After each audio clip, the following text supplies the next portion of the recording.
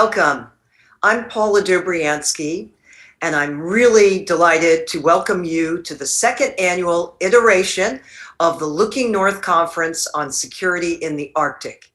As the Vice Chair of the Council's Scowcroft Center for Strategy and Security, and also a member of the Atlantic Council's board, it is really my great privilege to kick off this conference, hosted in partnership with the Norwegian Embassy in Washington, D.C., and the Norwegian Ministry of Defense.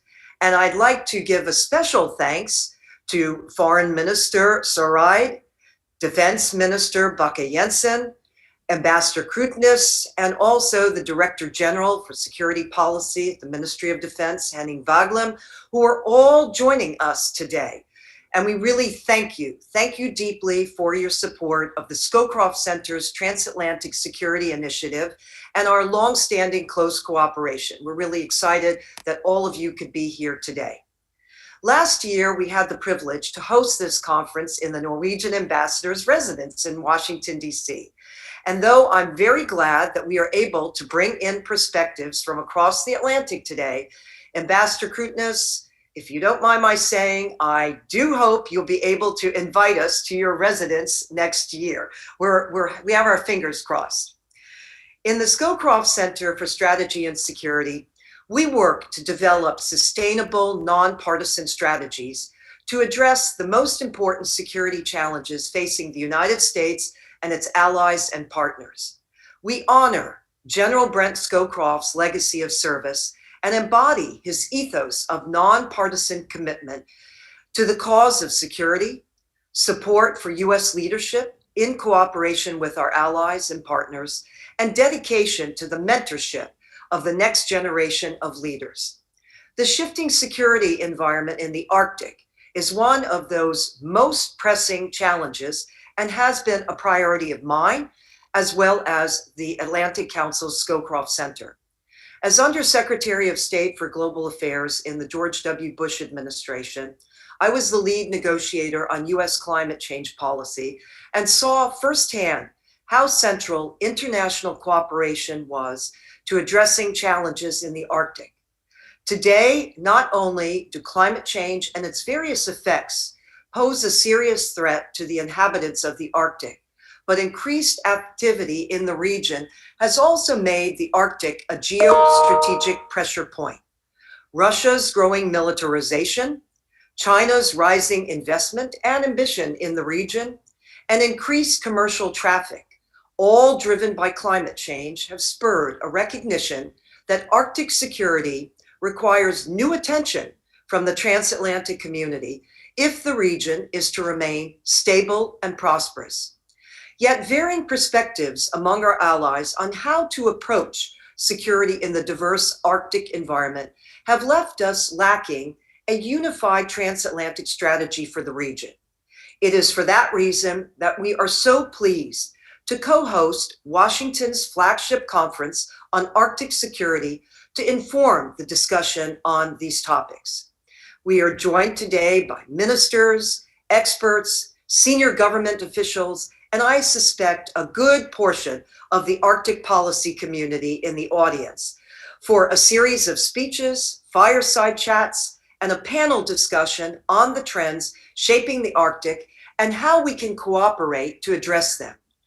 You can find a link to the agenda in the chat.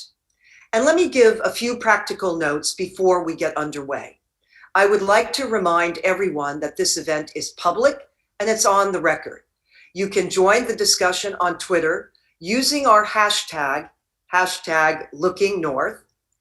We encourage our audience on Zoom to ask questions during each session using the Q&A tab, which you can see at the bottom of your screen, and which we'll plan to get throughout the conference.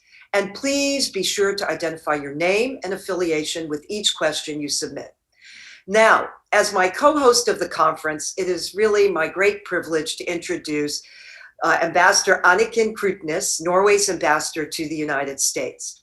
Ambassador Krutnes came to Washington just this past year after serving as the Deputy Director General of the Department of Security Policy at the Norwegian Foreign Ministry.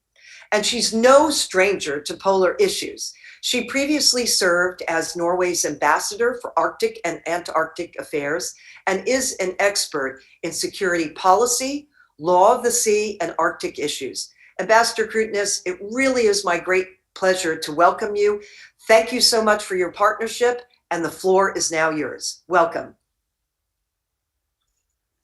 Thank you very much, Ambassador Dobriansky, for those kind words and for your introduction. And I promise you, next year we do this flagship event in the residence again, or maybe we should even do it in our newly renovated embassy that will be the place in DC for grand events.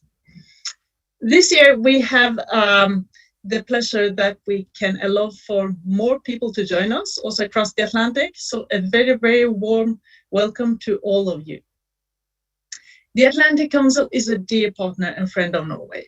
And today's event is a celebration of that friendship. And I want to thank you and the Council for everything you do to keep this relationship so strong.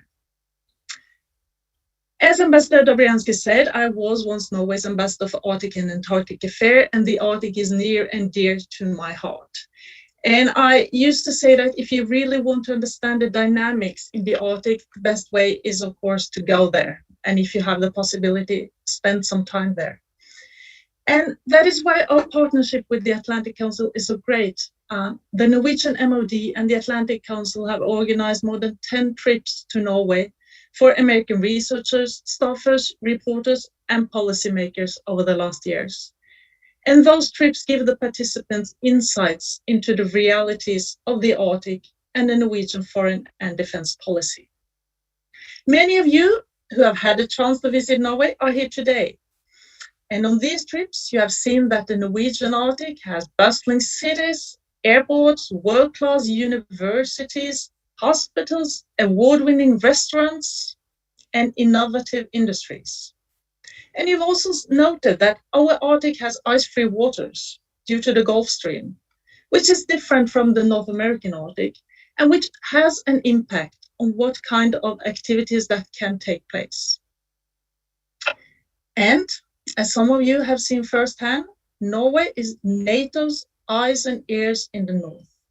And that is a responsibility we take very, very seriously. Today, we will dwell into several intertwined elements that affect the security in the Arctic in different ways. Climate change, economic interests, as well as geopolitical and military dynamics that are bringing increased attention to the region.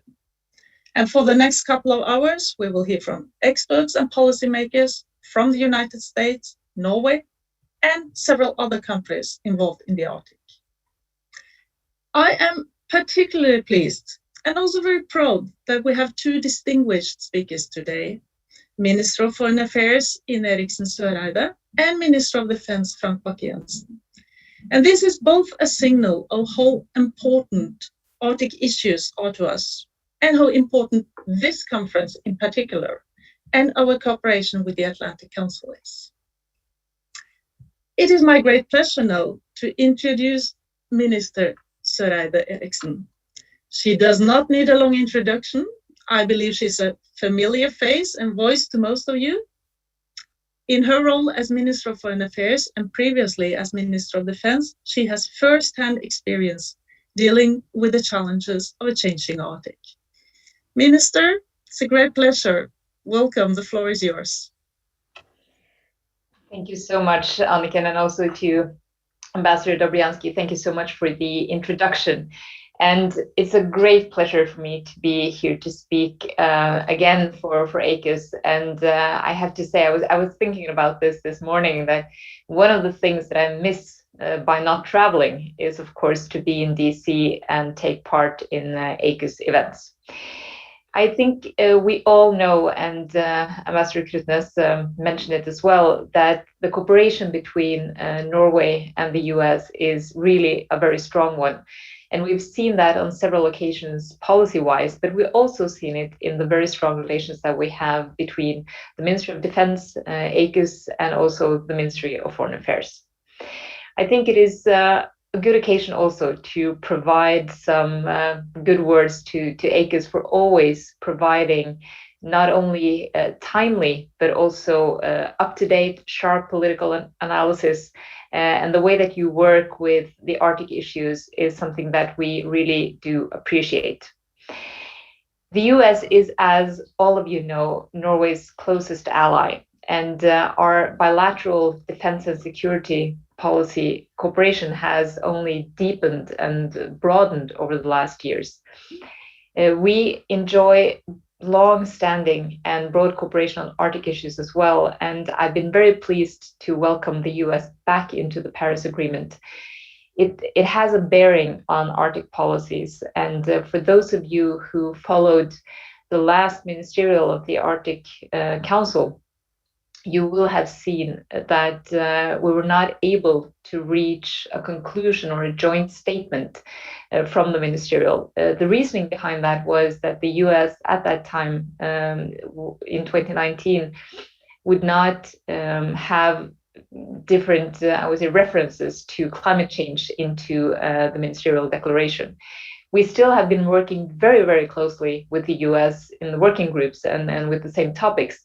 But that is just to say that we think that when the US now has realigned itself with the Paris Agreement, we also think that will be a good sign for an even closer Arctic cooperation, a cooperation that is already very close. As all of you know, the rapid warming of the Arctic is dramatically endangering not only species and biodiversity, but also the people who live and the way people live in the Arctic. The rising temperatures in the Arctic, however, is not due to human activity in the Arctic. It is due to the rise in global emissions. And we think, as I know we have been discussing before as well, that this needs to be addressed on a global scale. And before moving on, I would just like to underline 2 points. One is that when we are discussing the Arctic, it is extremely important that we base our discussions on knowledge and facts. To base our discussions on science is actually extremely important in this environment. The second point I want to make is that international law must be the foundation of all activities in the Arctic, as it is everywhere else. And this reminder is something that you may think that is not necessary to bring up. But I find myself increasingly giving that reminder when I give talks like this, because it seems like not everyone is fully aware of the fact that international law applies to the Arctic. And I would say in particular, the 1982 UN Convention of the Law of the Sea. That is basis for an orderly and predictable relations between Arctic states, and also for a stable and peaceful international coexistence and cooperation in the North. This region does not need new governance structures, but we have to uphold and strengthen the governance structures that we have. And I mention this because from time to time, we hear discussions that what we need in the Arctic is a new governance structure. In my opinion, that is not needed, but we need to uphold the ones that we have. When I spoke to Secretary Blinken earlier on this month, I was also very glad to hear that the US wanted to strengthen the engagement with the Arctic Council. I call it the most important forum for Arctic issues. And this year, it's a celebration of 25 years as an Arctic Council. And I think it is fair to say that the Arctic Council has been instrumental in setting the Arctic agenda. And I would point out key areas such as climate change and also building trust across borders. And when we meet again in Reykjavik in the end of May, I'm also hoping that the spirit of cooperation is with us. I'm quite hopeful and quite confident that it will be. Well, 1/3 of Norway's mainland territory and most of our sea areas are in the Arctic. And unlike many other parts of the region, the Norwegian Arctic is not just ice and snow. It's a highly developed part of our country. I know many of you have visited some of our northern cities. I heard the chat before we went online and how you have been visiting parts of the north of Norway. You will have seen this yourselves. In fact, some 9% of our population lives north of the Arctic Circle. That is a greater proportion than in any other country in the world. And people work, they innovate, they raise their kids, they have families, they go to school, they get their university diplomas, just like anywhere else in the world. I'm very proud to say that I also have my university degree from the University of Tromsø, which is the northernmost university of the world. And the north of Norway is also home to some of our leading academic and research institutions in areas such as marine research, fisheries, and natural resource management. We also focus on clean and emerging energy technologies, climate and environmental research, and sustainable ocean management. And there is a great potential for further cooperation between Norway and the US on a number of these issues. And I am very happy to say that we are exploring these on a daily basis. We are, from Norway's side, at the forefront in areas such as new types of ocean-based food production. We're also at the forefront when it comes to space and satellite activities linked to fields such as meteorology, maritime preparedness, ocean management, and combating marine pollution. As you may know, we have initiated a high-level panel on sustainable ocean economy. This is led by our Prime Minister, Erna Solberg. They just recently delivered their recommendations on the 3rd of December, and we are hoping that the very good discussion that came out of that recommendation will take us further through trying to operationalize the recommendations that were given. In November of last year, I presented a white paper to Parliament on Arctic issues. It provides the strategic direction. It sets out policy priorities for the years to come. And this white paper looks at international trends and also outlines the government's future ambitions for the Norwegian Arctic. I will just shortly say here that it's a result of, I would call it, a very extensive stakeholder process. We spent 2 years traveling, talking to people, everything from academics to artists, to business sector and innovation, and to young people. And one of the very interesting things were that we created a youth panel so that we were able to find the views of young people and what they thought about development of the region. And this was quite interesting because we have now gathered all their information, all their ideas. We put it in the white paper, but also as an annex, and we're following up. And what I find quite interesting is that it has proven to be some sort of an export issue for Norway, because now other countries and the EU who are working on their Arctic strategies want to have the same kind of involvement from young people, and I think that's a good thing. The key takeaway, though, from this white paper is that maintaining the north of Norway as a strong, resilient, and prosperous region is a vital investment in both security and also economic growth. And we know that this is an area of the country where the economic growth is strong. We know that it's an area of a lot of strategic interest, not only for Norway, but also for others. So what we do domestically in the north of Norway has major implications for our foreign and security policy and for our cross-border relations in the Arctic, including with Russia, that is our neighbor. And our Arctic policy has always reflected that we share a 198-kilometer border on land with Russia, a much longer sea border with Russia, and we cooperate very successfully in many areas, like joint fisheries management, like nuclear safety, and also on search and rescue, just to mention a few. We have some shared interest here. At the same time, at the state level, I think we also have to be very aware that our neighbor has become much more assertive and forward-leaning much less predictable, and this is deeply worrying to us. Russia's military buildup across the border from Norway has increased significantly over the past 10 years. And this, of course, also is a strategic challenge for NATO. In addition to that, we have had to change our policy. We have had to make adjustments to our policies as well. So Russia has also substantially expanded both civilian and military infrastructure in the Arctic.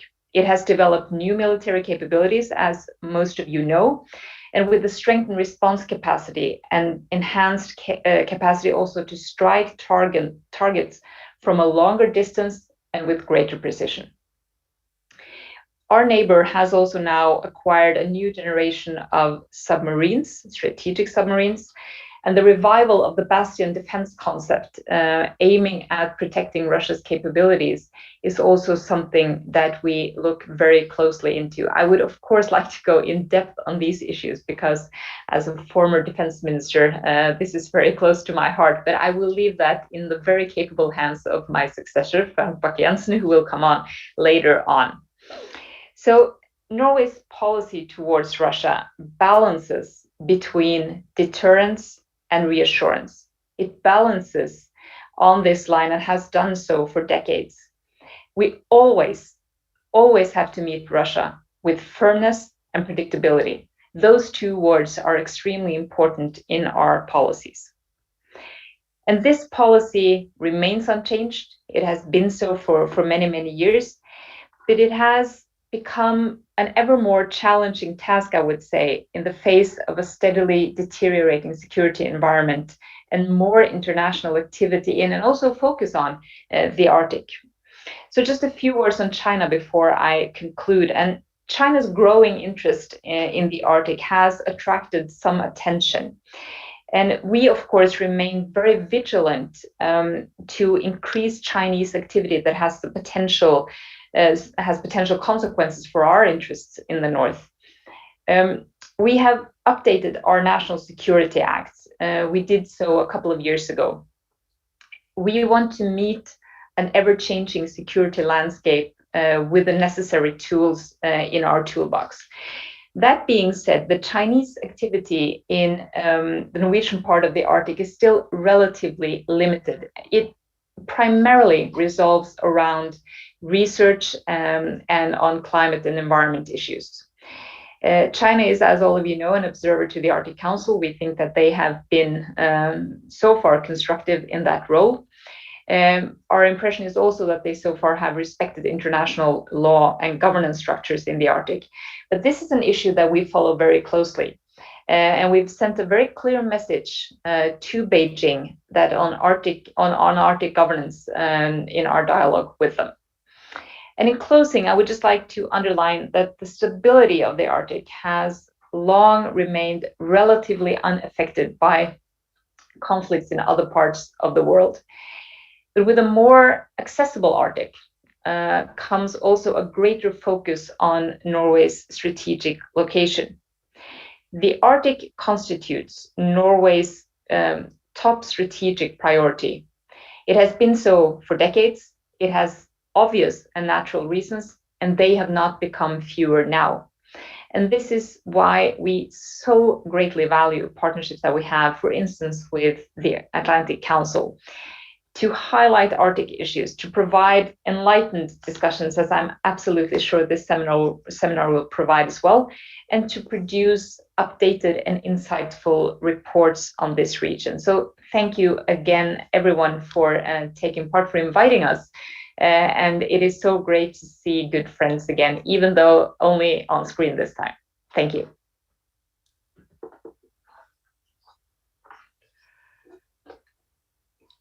Madam Minister, what a tour de force. It is just such a pleasure and an honor to be with you again this morning. And I so deeply remember your first set of remarks in the United States as Defense Minister on the Arctic, and your deep knowledge that you've now shared with all of us in so reassuring a way, but also so comprehensive across all of the Arctic. And You know that I'm Sherry Goodman, by the way. I'm a board director at the Atlantic Council and former Deputy Undersecretary of Defense for Environmental Security, and deeply involved from my earliest days with Norway, with Russia, working on many of these issues to provide both deterrence and reassurance, as you said, through Arctic military environmental cooperation and other programs that help to ensure stability. So let me start with you on some of these very important questions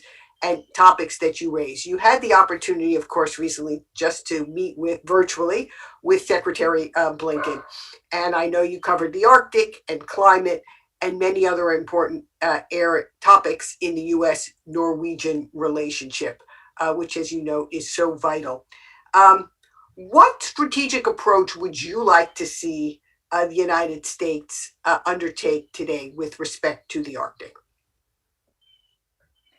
Well, first of all, Sherry, thank you so much. And it's really great to see you again, too. I had a very good conversation with Secretary Blinken, and I have the pleasure of seeing him again next week at the NATO Ministerial, which I think will also be a good occasion to have some of these discussions taken in the format of NATO as well. That will actually be my first travel since I think August, September last year. So for a foreign minister to again be flying and traveling will be great, I have to say. And I think that the fact that the new Biden administration and also Secretary Blinken so very clearly states that it is a re-engagement in multilateralism, multilateral institutions, re-engaging, as I mentioned, to the Paris Agreement, that really sets a very important tone in the relations with I think all countries participating in these organizations. It sets a very important tone with allies. We are hoping, of course, to see Secretary Blinken in Reykjavik in the end of May, when we have our ministerial. But I do think that one of the most important things that the new administration can do is uphold the very strong, I would say, unity within the Arctic Council and also between the Arctic states on the fact that the governance structures that we have, they need to be respected and abided by. There is, as I mentioned, no need for new governance structures. There is a need to actually focus on and promote those we have. And every country who take interest and keen interest in the Arctic will have to be subordinate to these structures. That's the only way it can work. That's the way it has been working for decades, and it's been working well among countries who otherwise can disagree on issues, who otherwise can have even conflicts between them.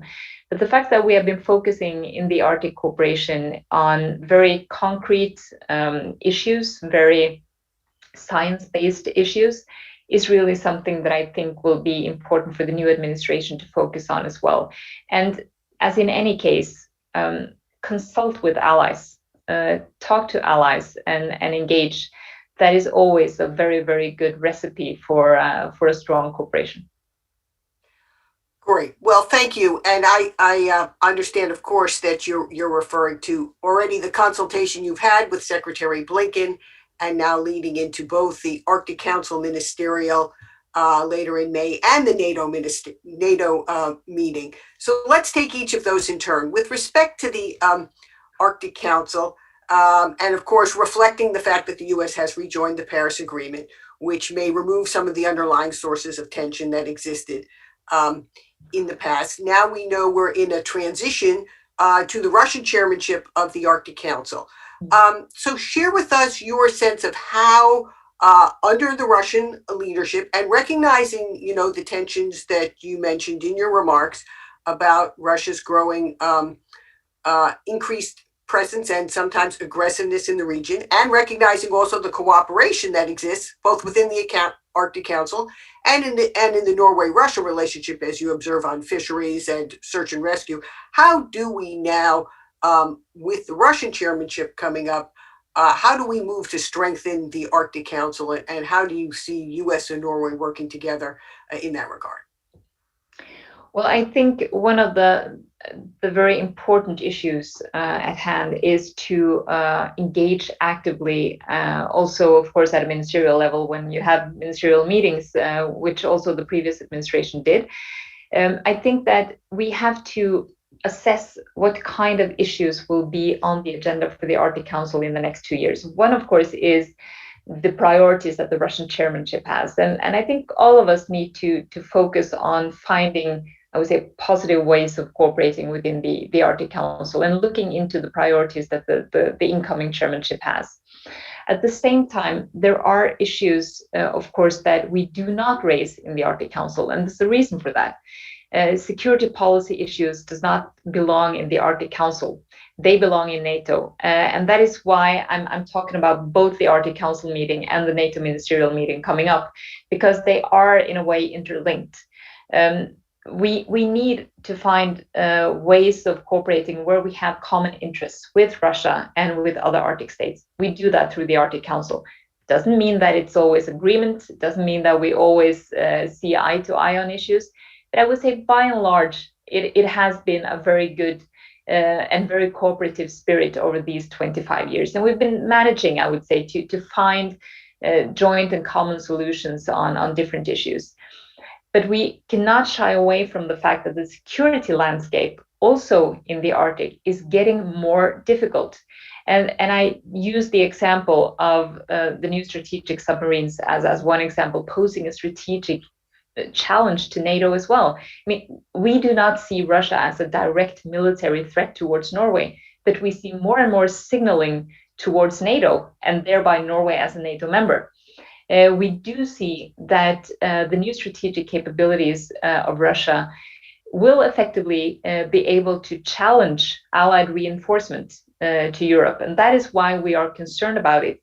And when we do not discuss these issues in the Arctic Council, it is because we want to also find areas for potential cooperation where we share interests. That could be on climate and environment issues. It could be on search and rescue. And as we have bilaterally also a very, very good joint fisheries management. So there are areas where we can cooperate, but we have to be very mindful of the development taking place on the security policy field. And that is very, very different now compared to what it was 10 years ago. Right. Okay. So let's take each of those in turn in the security policy area and in NATO in particular. I had the privilege of attending in Oslo the first NATO meeting on the Arctic in September of 2019. And so NATO, of course, Norway and other NATO Arctic nations were very engaged, but all 29 member nations were invited to participate. And so as we look at the security situation and providing a combination of both deterrence and reassurance to increasing Russian activity in the region, do you see a role for renewed security dialogue among security forces in the region, both within NATO for NATO member nations? Obviously, there's more than dialogue that occurs within NATO. There's actual preparation and many exercises. But there was, in a previous era, some dialogue even among security forces, including Russia, as a way of extending the confidence building that, for example, already occurs with the Arctic Coast Guard Forum, with the Joint Fisheries Agreement, in other dimensions. And are we entering an era where we need to think about those confidence building measures again among the security forces to reduce the risk of miscalculation or an accident or the need to respond and back up search and rescue missions? Well, your last point is exactly why we have kept an open line between our operational headquarters and the headquarters of the Northern Fleet, precisely to avoid miscalculations, misinterpretations. The fact that we operate in much of the same area is, of course, something that we focus a lot on.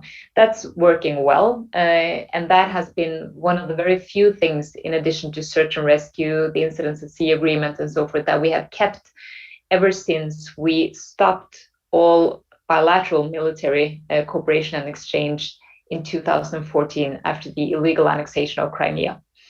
As a neighbor, it is absolutely paramount for us to react towards breach of international law.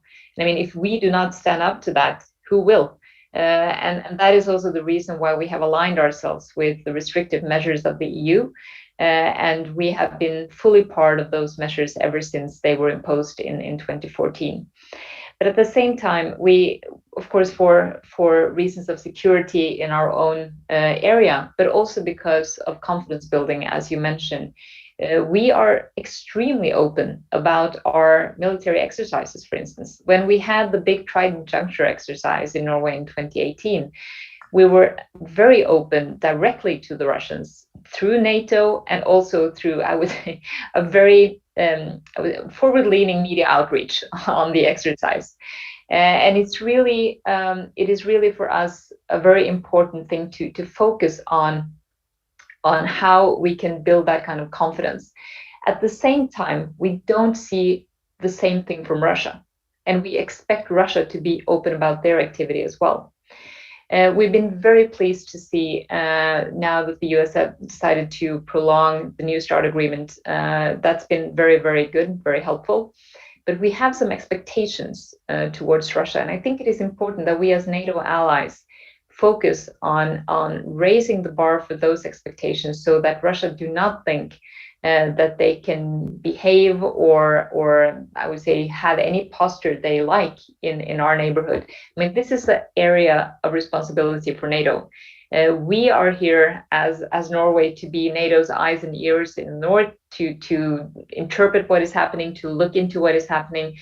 But we need to focus on this as allies as well. And that is why I've been very happy to see how we've been working very closely with the previous administration on these issues. I'm very confident that we will continue that good cooperation with the current administration.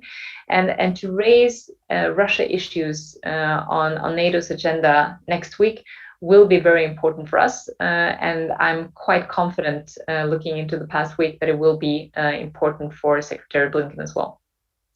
Great. We only have a minute or so left, but I'm going to combine two important questions that build on your remarks, Madam Minister, because I think they're so important for our audience. One is you talked about strengthening cooperation. We're joining the Paris Agreement. The last agreement signed with the Arctic Council was on research, scientific research, which is so important.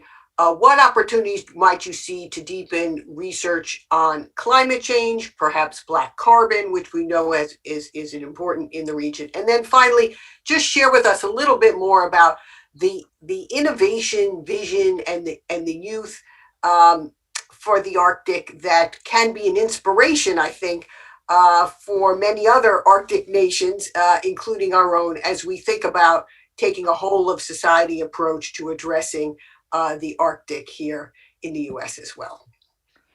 Well, Sherry, I'll try as good as I can in a very short period of time to answer these extremely extensive questions. To be very honest, I think that on climate change and research, we of course already have a very good and strong cooperation among the Arctic states. And even though there has been differences, as I mentioned in my introduction, on the previous US administration's willingness to refer to climate change in formal documents, the work in the working groups have really been going very well, very smoothly, and with full intensity, I would say, since we had this meeting in Rovaniemi. And I would like to, if you let me, also give a little bit of a shout out to Jim DeHart, because he's really been a champion in this, not only because he was in Norway for such a long time, but also because he's been working so very good with these Arctic issues, and also now. So I think within the framework of climate change, there are enormous opportunities for science-based cooperation, where all countries and all Arctic states are interested in putting science at the core, to be well informed, to focus on the areas where there is a need for adaptation, where there is a need for finding solutions that can apply to the Arctic environment, because the Arctic environment is, as everyone knows, quite fragile. And climate change takes place twice as fast in the Arctic as anywhere else on the globe. It, of course, makes it a very interesting research laboratory in a way. but it also makes it fragile in a way that makes us, I would say, we have to act on this very, very quickly. So we are doing our part, and I know that other countries in the region, of course, are focusing as much as we are on this. So climate change is, in my opinion, a very, very interesting area for a closer cooperation. It is also an area where all the Arctic states see much of the same challenge. And there is really, at least I haven't seen in my years in government, that this is an area of conflict or kind of diverging views to a large extent among the Arctic states. So this is a good opportunity. On the youth panel, well, it was the idea of gathering the youth panel was to focus not only on well, how should I say this without sounding, well, not only focus on those who are 50 years and older, who have quite, I would say, quite a fixed opinion on what it is to be living in the North, what opportunities and challenges you have. But we wanted to hear the voices of those who were much, much younger and those who are planning to develop and shape the Arctic in the future. And I can assure you that their challenges, their wishes, and their ideas were quite different from some of the ideas, otherwise good ideas, we heard also from the more, I would say, grown-up audience. And it provided us with a lot of ideas we had not thought of. It provided us, I would say, with a lot of energy into the work. And we immediately adopted many of the ideas. And some of the ideas, I have to say, were about things that could sound very easy to fix, but isn't. Like, why should we stay on? Why should we not move out of this region to have our education or to raise our families or to find work?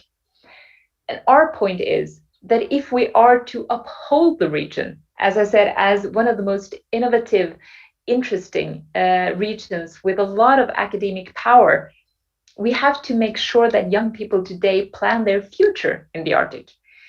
And the Arctic is also extremely diverse. You have countries with Arctic areas that primarily consists of nature and not too much of, I would say, cities like we have, because we have the Gulf Stream. So we have an ability to have a lot of inhabitants in our northern part. That changes the calculus for us compared to many other countries. That also changes the way our Arctic is composed compared to other countries. We had to make sure that we heard these young voices, and I can assure you, we also had a lot of fun. We participated in different events that they hosted. One of the first meetings the Prime Minister had with them, of course, virtually, you could easily see that young people who are now very used to having virtual events, some of them were extremely laid back, I would say, in the meeting with the Prime Minister in their homes. It was quite funny, actually, but it opened up, that's the whole point. It opened up a conversation and a dialogue that we so sorely needed in this work. And that is why this is the first white paper of its kind that actually focuses on 3 pillars. One is, of course, the international development in the Arctic. The second pillar is our neighborly relations. And the third pillar is the development of the north of Norway. So that was the idea behind it. We are glad to export this idea to other countries. And we've been asked actually quite often how we can, or to share some experiences from this. Well, thank you. That was brilliant. And we may ask you to export that further in this form and others as we get going on looking at the US. We do it for free. Yeah, that's great. Even better. Madam Minister, thank you so much for your time and your engagement with us this morning. It is so personally wonderful, and for the Atlantic Council, and I think for all Americans to hear your personal story and share Norway's vision, cooperation, and dedication to Arctic matters. Thank you so much. Thank you so much for having me, and best of luck with the rest of the seminar. Thank you. And now it's my pleasure to turn the show over to Ali Rogan, the very talented foreign affairs producer of the PBS NewsHour. of which I'm deeply fond. So thank you, Ali, and over to you in the next panel. Sherry, thank you so much. Good morning to everyone. As Sherry mentioned, my name is Ali Rogan. I'm a foreign affairs producer with the PBS NewsHour. And I actually had the honor of hosting this expert panel last year as well. That was in February 2020, right before everybody's world turned upside down and ground to a halt. But of course, the COVID-19 pandemic didn't stop developments in the Arctic. In addition to being strategically critical in its own right, the Arctic is ground zero for geopolitical dynamics playing out worldwide. The Arctic's challenges are indeed the world's challenges. And while we're not going to solve them all here in the next hour, the group of experts assembled is certainly the best equipped to discuss some of the solutions. I want to introduce them, beginning with James DeHart, the U.S. coordinator for the Arctic region at the State Department. We also have with us Sharon Burke, the senior advisor with the International Security Program and Resource Security Program at the New America Foundation.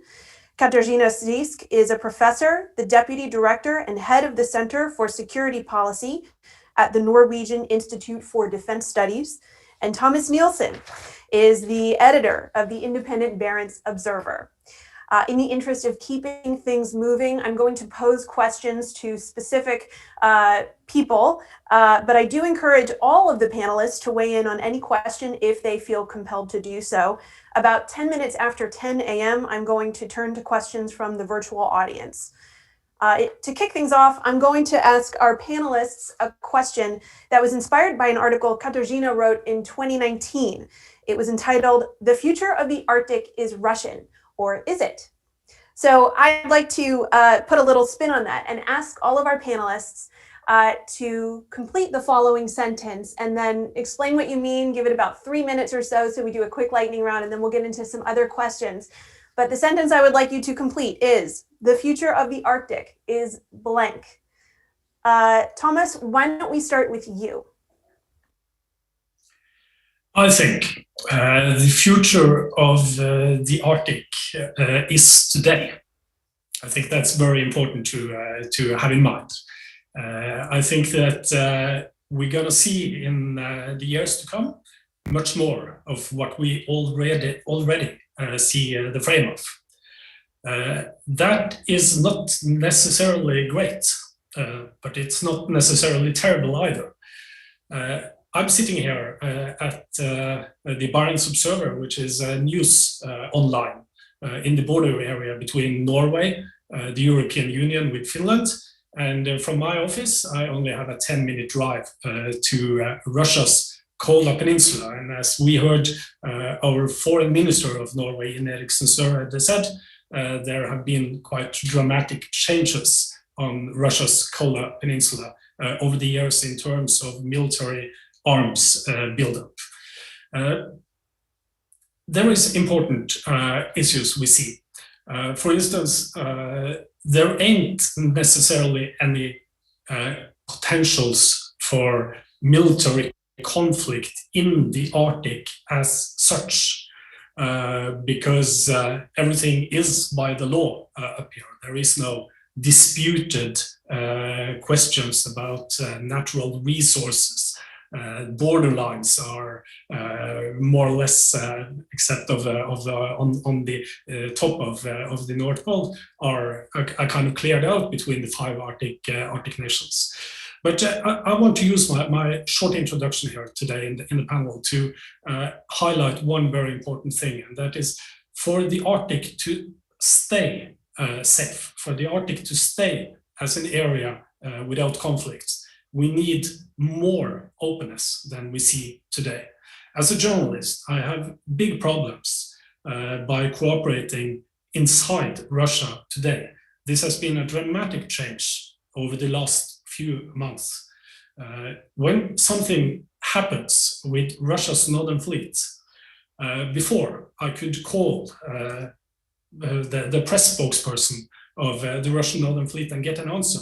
Today, I, as a foreign journalist, I'm not allowed to talk with him. So I'm only given the answer to send a request to Russia's Ministry of Defense in Moscow. And then maybe they answer, very often they don't do it, but if they do it after a week or after 2.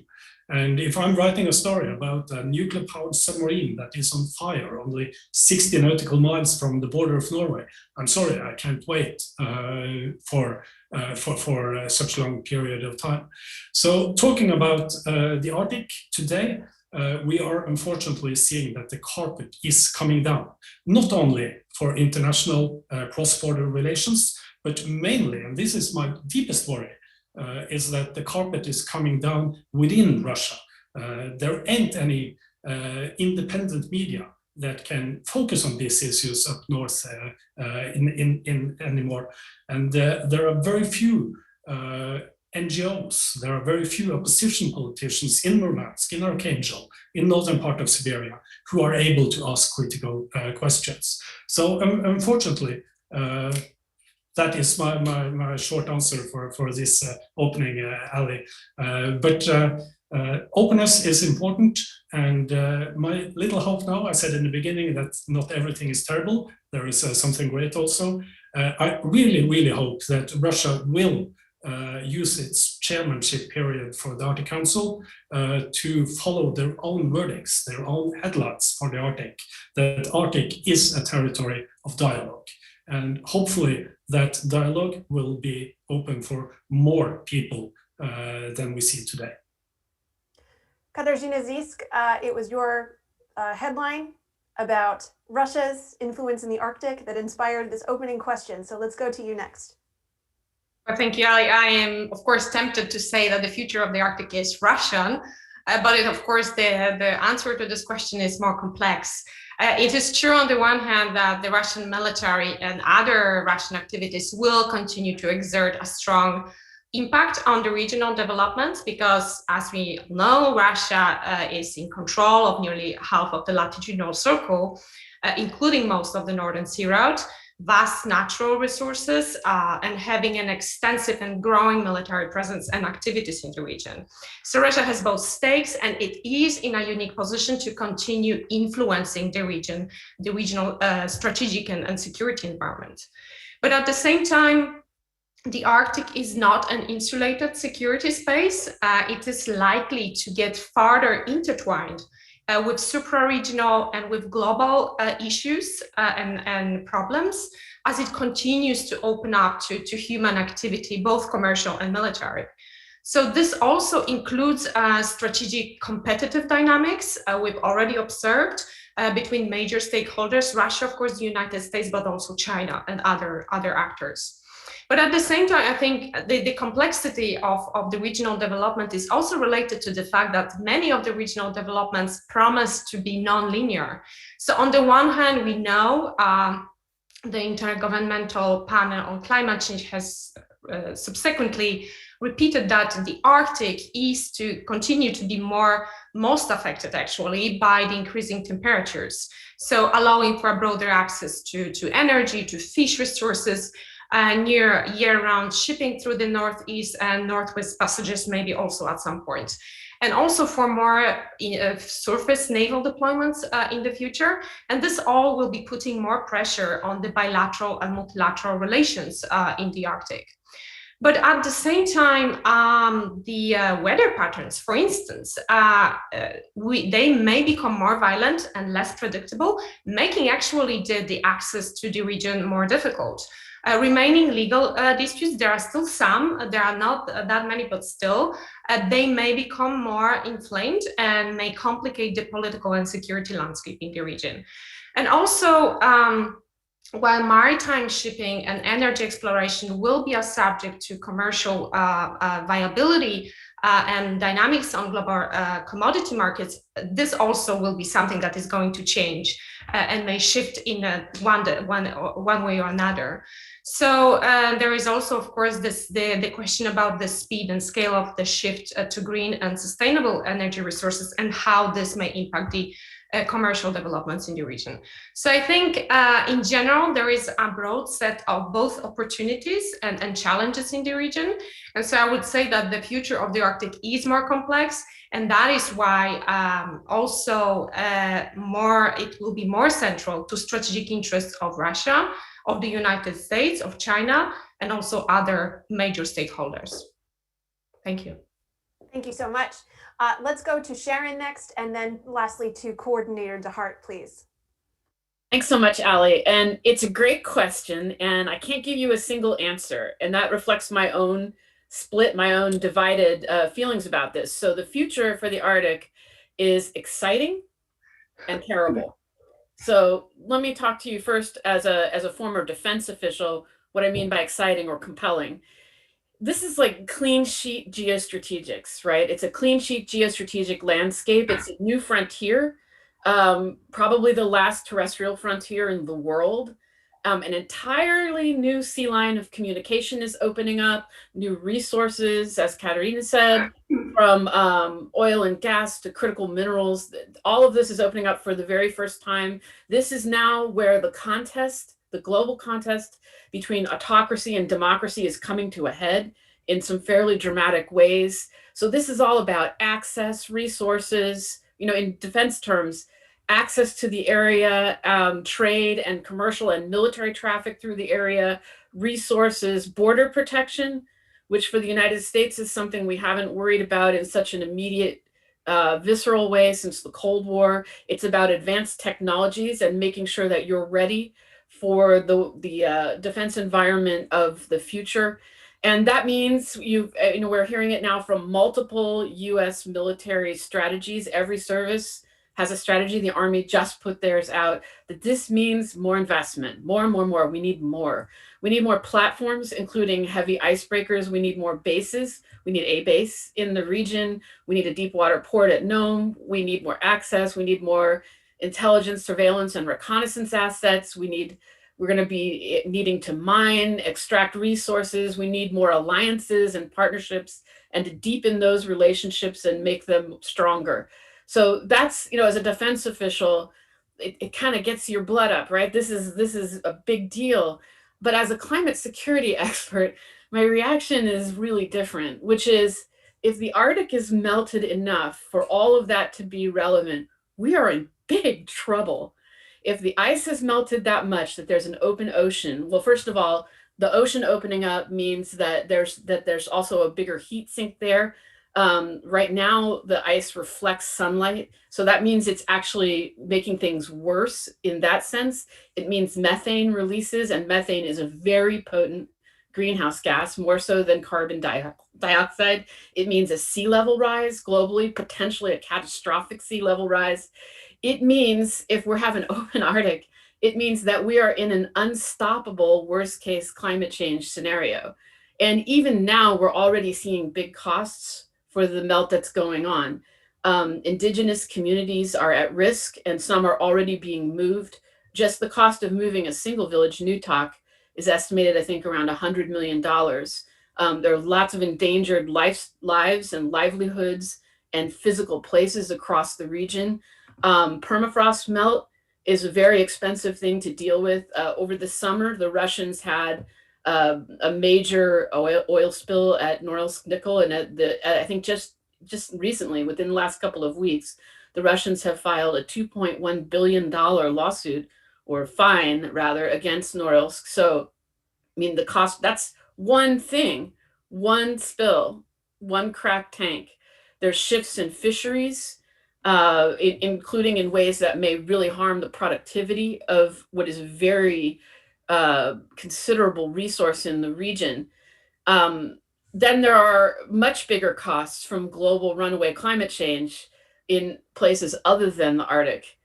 So in a lot of ways, the real question about this autocracy-democracy contest is whether we can gather together with such different systems to actually cut greenhouse gas emissions and cooperate with each other enough to transform the global economy, and also to adapt to the changes that are already happening and are locked in. That's the biggest Arctic question on some way, and that is the terrible part. So in some ways, you could say one of the most important Arctic investments is happening right now in Alaska, with the dialogue between the United States and China that was off to a not great start yesterday, but that's okay.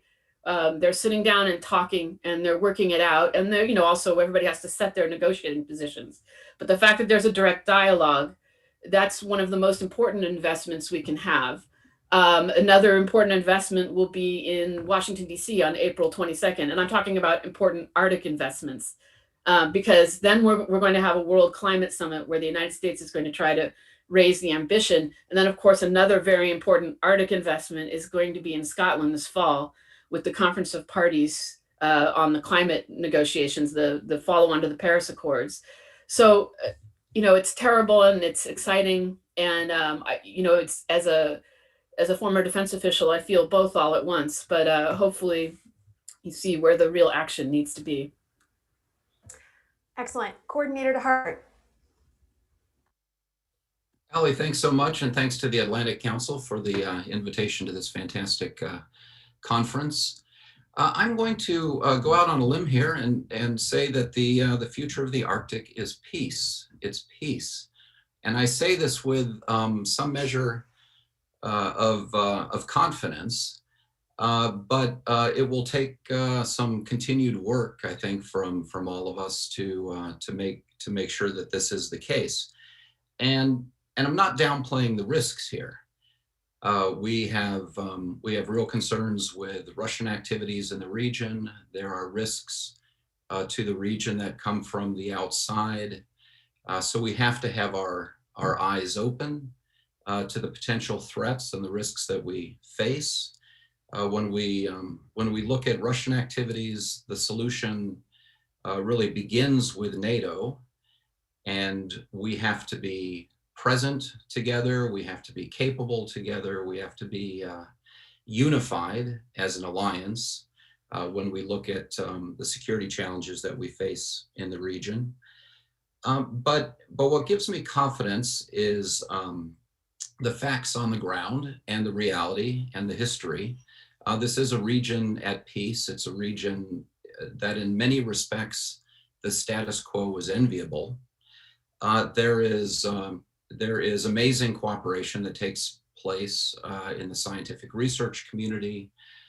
There is remarkable cooperation that takes place through the Arctic Council, which we view as the premier multilateral institution, including constructive cooperation with Russia in that Arctic Council context. And then I think an extremely wise observation by Foreign Minister Soriaida, the strength of and prevalence of international law, international rules, and existing governance in the region. And we have to come back to this. It's foundational for stability and for predictability, but there is a system to manage resources, to manage freedom of navigation, to address extended continental shelf claims. Countries have adhered to those rules so far. I think the essential ingredient is we have to make sure that countries continue to follow those rules, and we'll be in a good place if they do.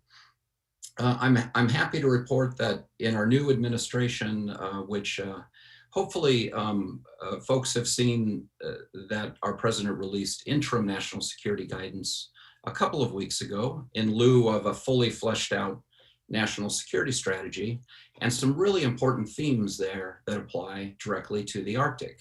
One is the importance of upholding international rules, international law, institutions that serve us.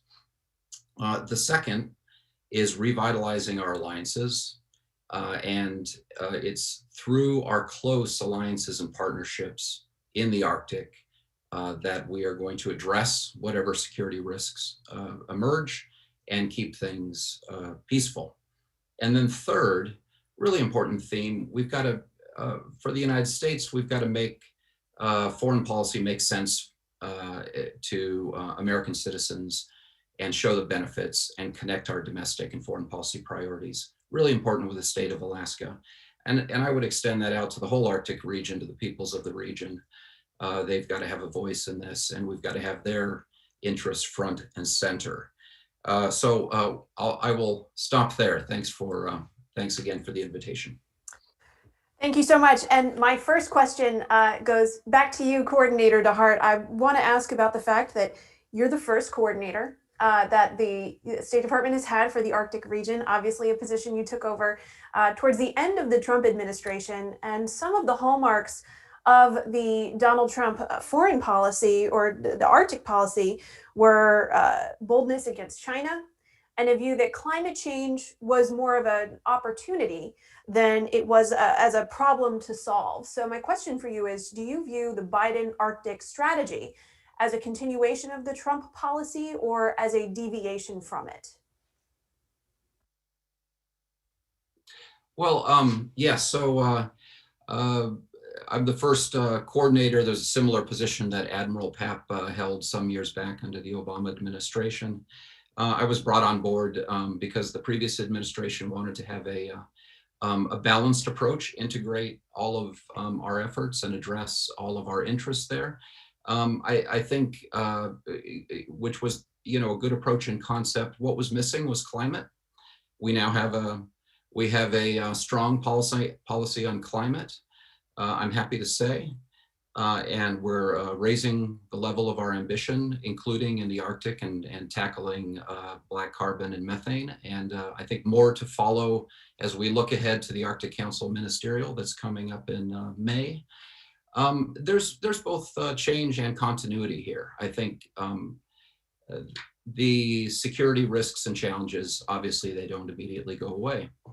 And we're having frank discussions up in Alaska today, as was mentioned, and we've got concerns, serious concerns and objections to how Russia operates, including in the Arctic. So there's, I would say, quite a lot of continuity there because there's continuity of risks and threats. So to follow on that, I want to first turn to the security aspect and then ask specifically about the climate change. Obviously, these two issues are very interrelated, but I want to take them one at a time. First, I want to go to Tomas and Katarzyna.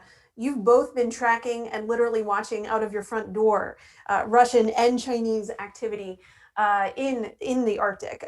Obviously, Tomas, you mentioned that you live right on the border with Russia, and Katarzyna, you've been writing extensively about these issues. So I wanted to ask both of you, let's start with Tomas and then go to Katarzyna. What concerns you most about Russia's activities in the Arctic, and what concerns you the most about China's?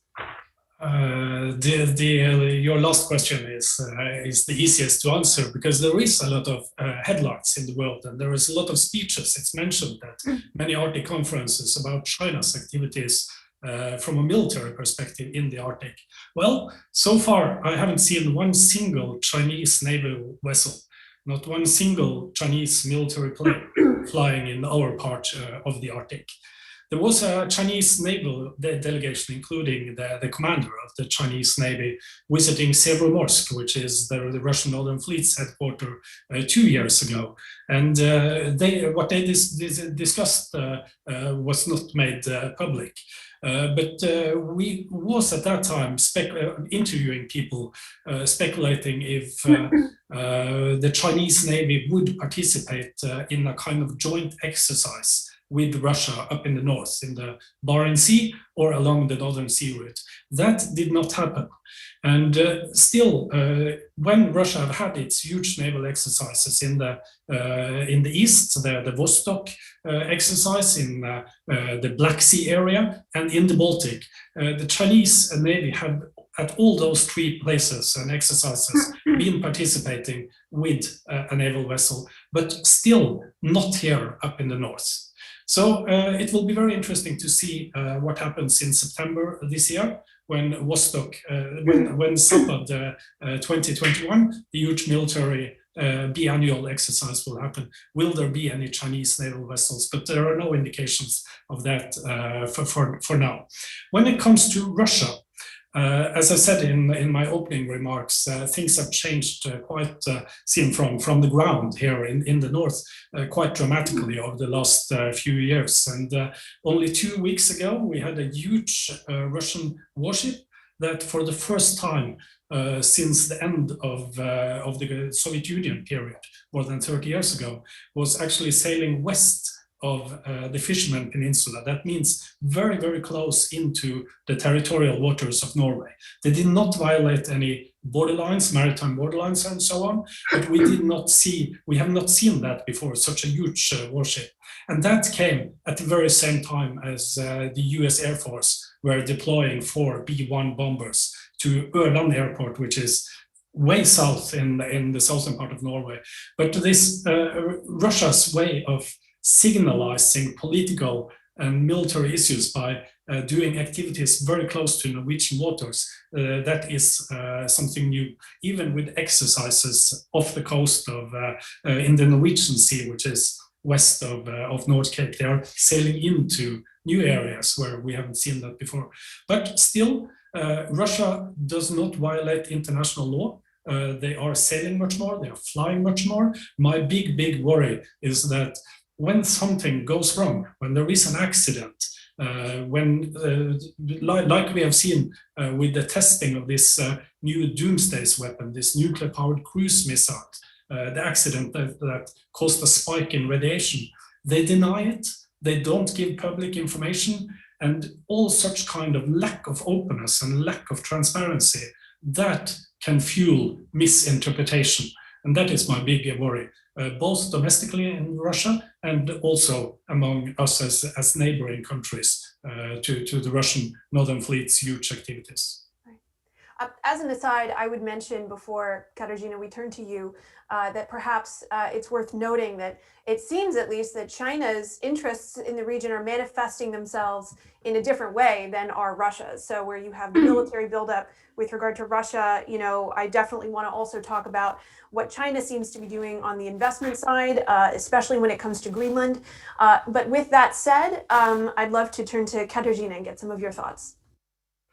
Thank you very much. So I think I would agree with Thomas that, and also I think Minister Saraida mentioned that earlier, that there are some aspects of the Russian development and behavior in the region which are concerning. I mean, to start with, this large-scale military buildup that has been expanding for over a decade is one point to make.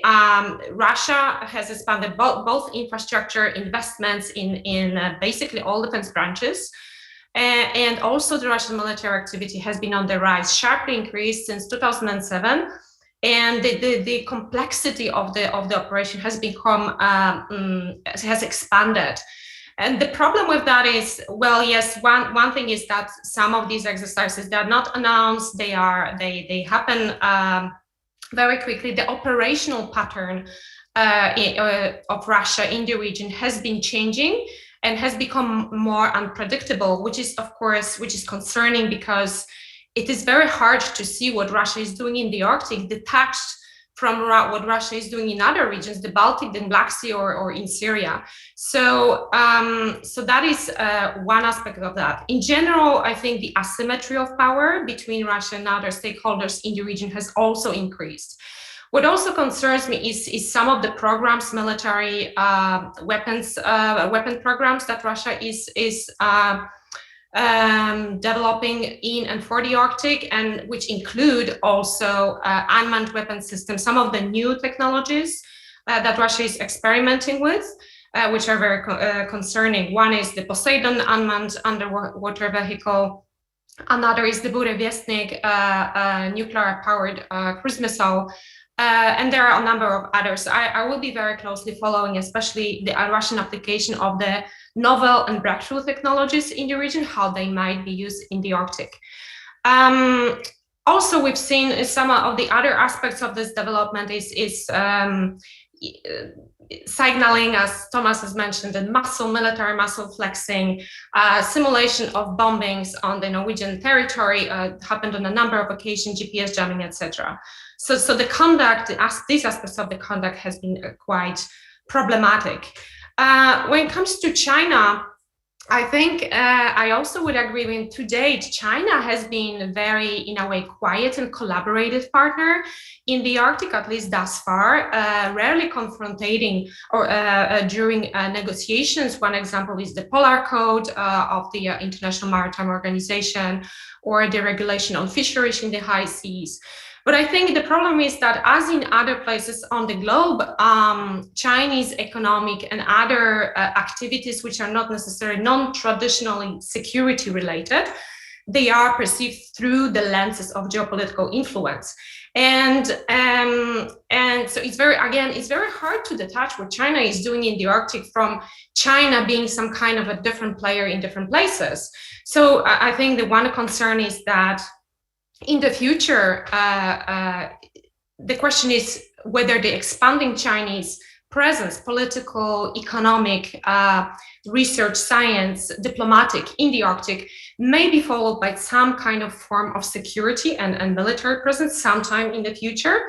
And to what extent China's policies of challenging the status quo and militarization of maritime claims that we observed in other regions could potentially apply also at some point in the Arctic.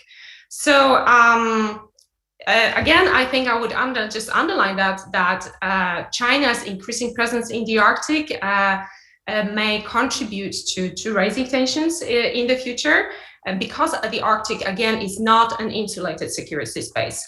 What happens in other regions and how the main stakeholders act and behave in other regions, so Russia, China, but also the United States, it will spill over also to the Arctic region.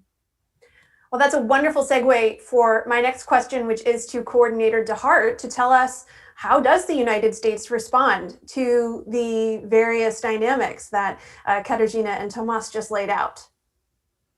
Yeah, thanks very much. Russia and China both pose challenges. I think very, very different kinds of challenges. They're distinct sort of risks. I think Russia much more in the hard security realm, and I'm not sure I can add much to what colleagues have already said. I think very insightfully about concerns about Russian activities. China looks at the region, I think, takes a long-term view, and there's no meaningful Chinese military presence at the moment in the Arctic. There is clear interest in greater presence and involvement in the Arctic by China. I think we have to look at a couple of things. One is the clear Chinese interest in gaining footholds around and across the region. Their clear interest in acquiring infrastructure, and in some cases strategic infrastructure, in acquiring mineral rights licenses that would enable them to establish a foothold, develop other forms of infrastructure. I think they're taking a long-term look at this, and also we have to look at how they've approached development and investment in other parts of the world. I think where the standards that they have brought have not been high, and their approaches have been less than transparent, have led to unsustainable debt burdens, have led to environmental damage and other problems. So we take the experience elsewhere as a cautionary tale. But I think the bottom line here is that there will be Chinese investment. We're certainly not saying no to that. We have Chinese investment in the United States. It's got to adhere to certain standards, and it's important that countries be able to look at Chinese activities, whether it's investment or acquisition of infrastructure or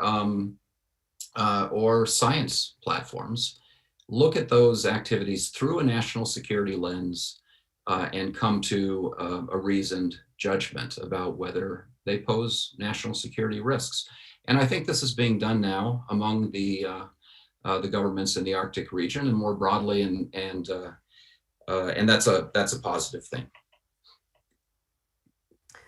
I want to turn to climate change. I want to ask first Sharon, and then Coordinator DeHart, if you want to weigh in, that would also be great. As Coordinator DeHart mentioned at the beginning of your remarks, the Biden administration's position on climate change is very much more aligned with that of the rest of the Arctic Council. So I want to know, how does the U.S. seeing eye to eye with its partners on this issue change the game? How does it affect the ability to make progress on the pressing issues as it relates to climate change? So Sharon, why don't we start with you? Thanks, Ali. And just a quick comment on, I thought what all of my colleagues said about China and Russia in the region were great and really important. And also it's worth pointing out that there's nothing inherently wrong about their actions and presence. Of course, China wants to cut 2 weeks off of the transit from Asia to Europe. Of course, Russia is going to feel existential about their very, very long northern border. It's their behavior that's problematic. And I would say in the case of China, even if there aren't military presence in the Arctic, for them, it's all strategic. It's all the same. So their presence and their declaration of being a near Arctic power is all very concerning. When it comes to climate change, the Biden administration change in putting that as one of their top 4 priorities does, as you said, strengthen the alliance and the partnerships in the region in a very significant way. There is not a country in the Arctic other than Russia that doesn't put climate change as a top priority also. So it gives us a way to come together. It's also, as I said before, a really urgent driving issue in the Arctic and around the world. So this change in policy is a significant force in bringing the parties together. And also the question becomes too, as everyone has made clear, cooperation in the Arctic, there is a long history of that, scientific cooperation, environmental cooperation. There's a long history of, as the coordinator said, of peace in the region and collaboration. We also need to see how that tradition can help translate to climate change. Because as much as the alliance, and particularly the US-Canada alliance, is going to be important for seeing gains in climate change and peace in the Arctic, it can't happen without Russia and China. So we also have to have a way to leverage some of these peaceful collaborative mechanisms to see cooperation in climate change. But it's a very significant global diplomatic change that I think will pay dividends for all of these relationships and for specifically the Arctic. Coordinator DeHart, go ahead. Yeah, thanks. I think I would just add briefly. So as our administration has said, we need to integrate our ambitious efforts on climate change, integrate them into all fora where it makes sense to do so, into all lines of effort where it makes sense to do so. It clearly makes sense to do so in the Arctic Council. Hopefully, the efforts that we undertake there will contribute to our broader global effort to tackle what we view as a crisis. And so I think that's number one. And I think, as a secondary effect of that, it does, I think, give the opportunity of making sure that we are in complete solidarity on the Arctic Council, sort of revitalizes that aspect of the Council's work, and opens up avenues for new work in the Council. Thomas Nielsen, did you want to add something? It looked like. Yes, I have a very interesting approach on this because we very often hear that climate change is not created in the Arctic, but it's affecting the Arctic most. As a reporter, we are covering these issues every day in the Barents Observer, and we see something very, very important that is happening now in the Arctic, and that is trying to find the solutions on how to solve the problems of climate changes. And there are no other places in Europe which have bigger investments into battery technology for powering electric vehicles, electric ferries, electric snowmobiles, electric buses, electric lorries, electric mining equipment than exactly up here north of the Arctic Circle. This is happening both in northern Norway and northern Sweden. It's creating thousands and thousands of new jobs. And the main reason why companies like Volkswagen, BMW, Tesla, Elon Musk, and so on is looking north for production of batteries is because all the clean energy that is available here. So such production of the mining equipment for nickel, copper, cobalt, and so on, and the battery technology are really taking off and boosting up here. And we see it on the coast of the Kola Peninsula in Russia and on the coast of Norway to the Barents Sea. There are no other places in Europe which have more wind.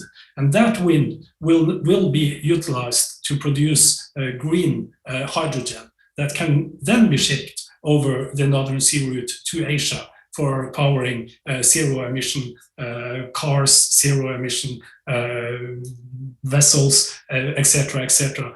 And this is an area where both the European Arctic countries, the United States, Canada, and Russia can cooperate to boost economical outfits for the future. And the latest news we wrote there in the Barents Observer now is that Novatek, Russia's biggest private gas company, which is developing the Yamal Peninsula in Siberia, even they are now looking into how to produce hydrogen based on natural gas with CCC, which means carbon capture without any pollution out and creating more greenhouse gases. So the Arctic did not create climate changes, but the Arctic plays a very, very vital role in finding industrial solutions for all of us. And if I could just elaborate too, I think that's a great point, and it also includes the critical minerals, because it's thought that there's considerable critical mineral wealth across the Arctic, and renewable energy technologies, whether you're talking about electric vehicles or solar panels or energy storage, rely on those minerals, which right now are pretty concentrated in a few places, and not necessarily places where there's supply problems there. So that's one of the reasons too, whether you're talking about a legacy energy economy with oil and gas, or the future, the energy transition, where you're talking about renewables, the Arctic and the minerals there become very important. Excellent, thank you. With everybody's indulgence, we're going to go a couple minutes over with a hard out at 10:40, if that's okay. I want to fit in one question before I then pose some audience quick fire. But I want to make sure to touch on the other aspect of the Arctic Council that sometimes gets overlooked, and that is the indigenous populations.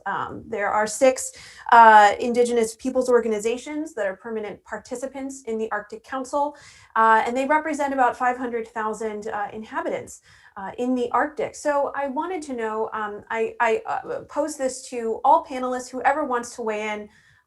How does the role of indigenous peoples play into some of the dynamics that we have been discussing today, and how can those peoples continue to be stakeholders in these issues?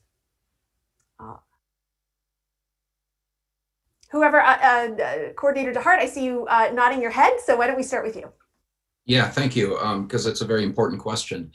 One important aspect of the Arctic Council is the indigenous peoples, the permanent participants are at the table, at the main table, not in some back row, but they've got a full voice in those deliberations that take place there. And it's one of the things that I think makes the Arctic Council really unique and really, really strong. I think getting back to the theme I mentioned earlier in our interim national security guidance, the importance of connecting our foreign policy efforts to our domestic policy efforts, really important for us with the state of Alaska. And we need to show, and indeed we need to have the benefits for our citizens of our foreign policy approaches. In the Arctic context, there's a really important question here of how do we align our climate change goals with the need for sustainable economic development across the region.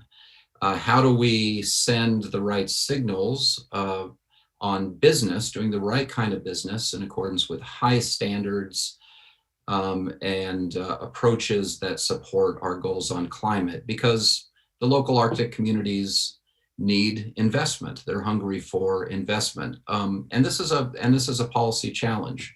And I think we've got some work to do to get it right. Critical minerals, really important. Key to a future green economy. I would just make one point about this. You often see in the press the sort of narrative that the big powers are sort of battling over the critical minerals, and it's a bit of a great game over who gets, the critical minerals where. I just want to say the local people have a say.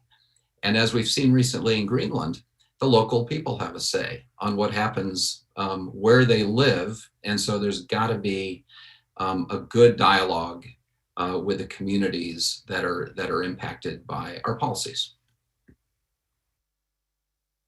I'm just going to look for a show of hands if anybody else wants to weigh in before we go to some audience questions in the last few minutes. Okay, why don't we turn to a question from Yeli, who asks, what opportunities are there for the tech sector to drive innovation on Arctic issues?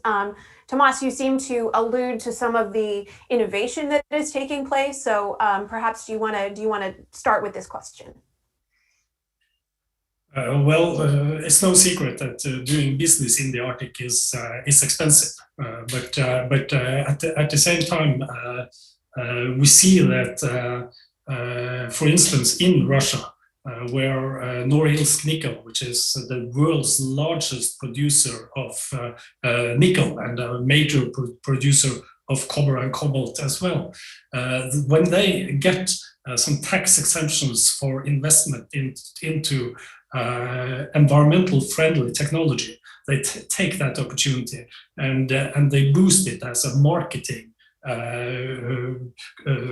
argument for selling their minerals. So it works good up in the north.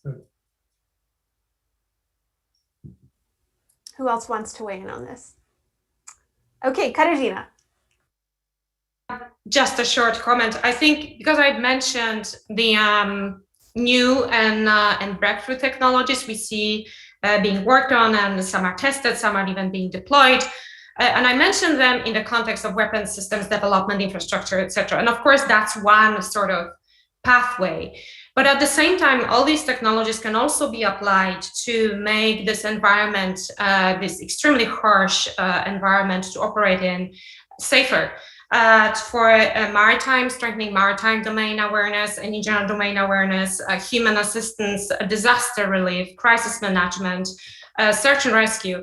I think that's one area where these technological opportunities lay.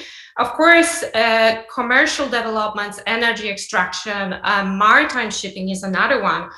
So for years, we've been talking about the fact that some of the maritime shipping routes are very difficult to operate with. They are shallow, some of the passages, they are narrow, etc. And the ice there will be very unpredictable. Which passages will be open, which will be not, for instance, along the Northern Sea Route. So new designs on ships that could be more profitable, easier and safer to operate is yet another area where the technological developments could actually make the region safer and for everybody. Thank you. And I would emphasize that the intelligence, surveillance, and reconnaissance technologies are important for everything in the region, and it's a very challenging environment, not just on the ground, but in the air. So those technologies and innovation there are going to be very important. Also, the technologies that are being developed to deal with permafrost melting and how you adapt to that are going to be increasingly interesting.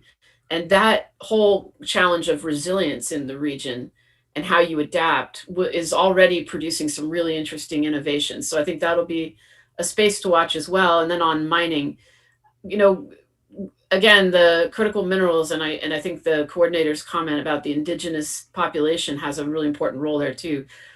Traditionally, both mining and processing of minerals is a very destructive activity, and research and development into how to have low footprint, less destructive technologies is going to be very important. We don't want to, in an energy transition, substitute one really polluting, destructive process for another. Coordinator DeHart, I want to pose one last question to you and also invite you to weigh in on the previous one if you wish. But I wanted to get in one more question from the audience. This is from Robert English, who asks, are more US or joint NATO freedom of navigation operations planned for or are a priority in the future for the United States in the Arctic region? I have nothing to announce at this time. But look, freedom of navigation for the United States being a global power, it's a very important principle for us. We conduct such operations, when appropriate around the world. So they can have their value, but I have no plans for the Arctic region to indicate now. Thanks. Okay, and I thank Robert for helping me with the journalistic ending on a journalistic note there, trying to make some news. I thank all the panelists and the Atlantic Council for hosting this fantastic conversation.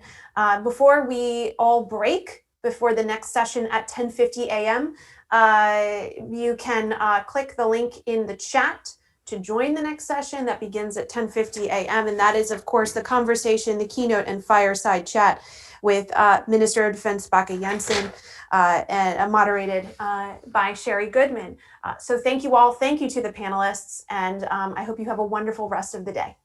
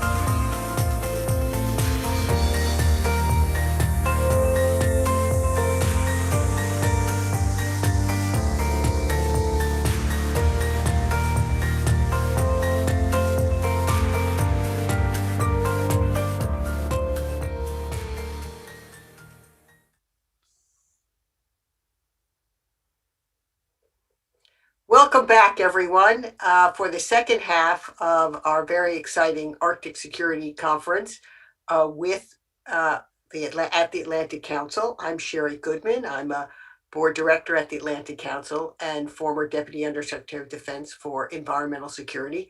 I want to again deeply thank the Norwegian Ministry of Defense and the Royal Norwegian Embassy, and thank all of our earlier speakers, including the ambassador and the foreign minister, who both gave brilliant remarks, as well as very good panelists. Now it's my deep privilege and honor to introduce to you all the Norwegian Minister of Defense, Frank Bakke-Jensen, who has served in this capacity for 3 years.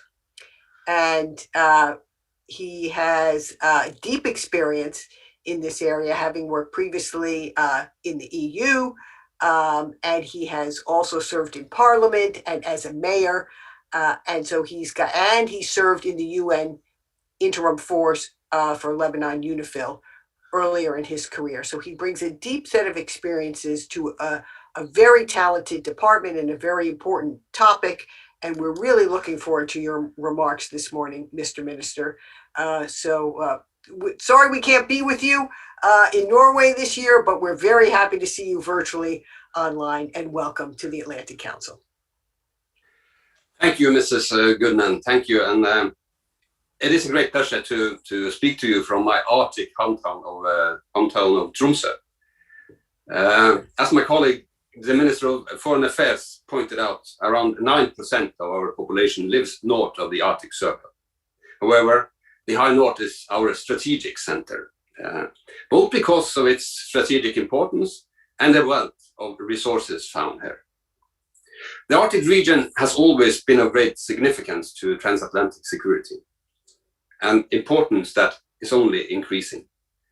As climate change opens new sailing routes and ice-free areas, the Arctic is commercially more interesting. We also witness increased military activity and more strategic signaling. This is primarily a function of increased geopolitical rivalry and competition in general. It's not a function of the dynamic in the region itself. It is therefore important to see the development in the Arctic in a broader context. Norway follows this development closely as the only NATO member bordering Russia in the High North. Russian armed forces have significantly modernized during the last 10 to 12 years. Its capabilities are increasingly integrated, giving Russia a much more capable and flexible tool. Russian presence in the Arctic has increased through both military and civilian infrastructure. The Russians have modernized their underwater capabilities. They have improved their ability to deploy troops rapidly over great distances. Russia is now also more capable in terms of conventional long-range precision weapons. Together, this reduces the warning time for NATO countries to hours and days. We also see more Russian maritime activity in waters close to Norway. The Barents Sea is optimal for testing new weapon systems. The Russian activities now more complex and take place in our areas further west and south than before, demonstrating Russia's ability to project force far into the Atlantic. As the Minister of Foreign Affairs mentioned, the revived bastion defense concept includes vast areas of the Atlantic. And from its new airbase on Franz Josef's land, Russia is now able to conduct air operations over vast areas in the Arctic. This Russian ability to reduce NATO's freedom of movement is particularly worrying for transatlantic security. At the same time, China's interest in the Arctic is increasing. China has defined itself as a near Arctic state, and we expect them to be more active there in the future. China has also strengthened its icebreaker capacity, and its space-related activities also involves the Arctic. The Chinese presence and activity in the Arctic is still modest. However, it is important to follow these developments closely. We also see that Russia and China are developing their strategic partnership. However, the two countries do not always share the same interests, especially when it comes to areas that Russia perceives as its core interest regarding national security.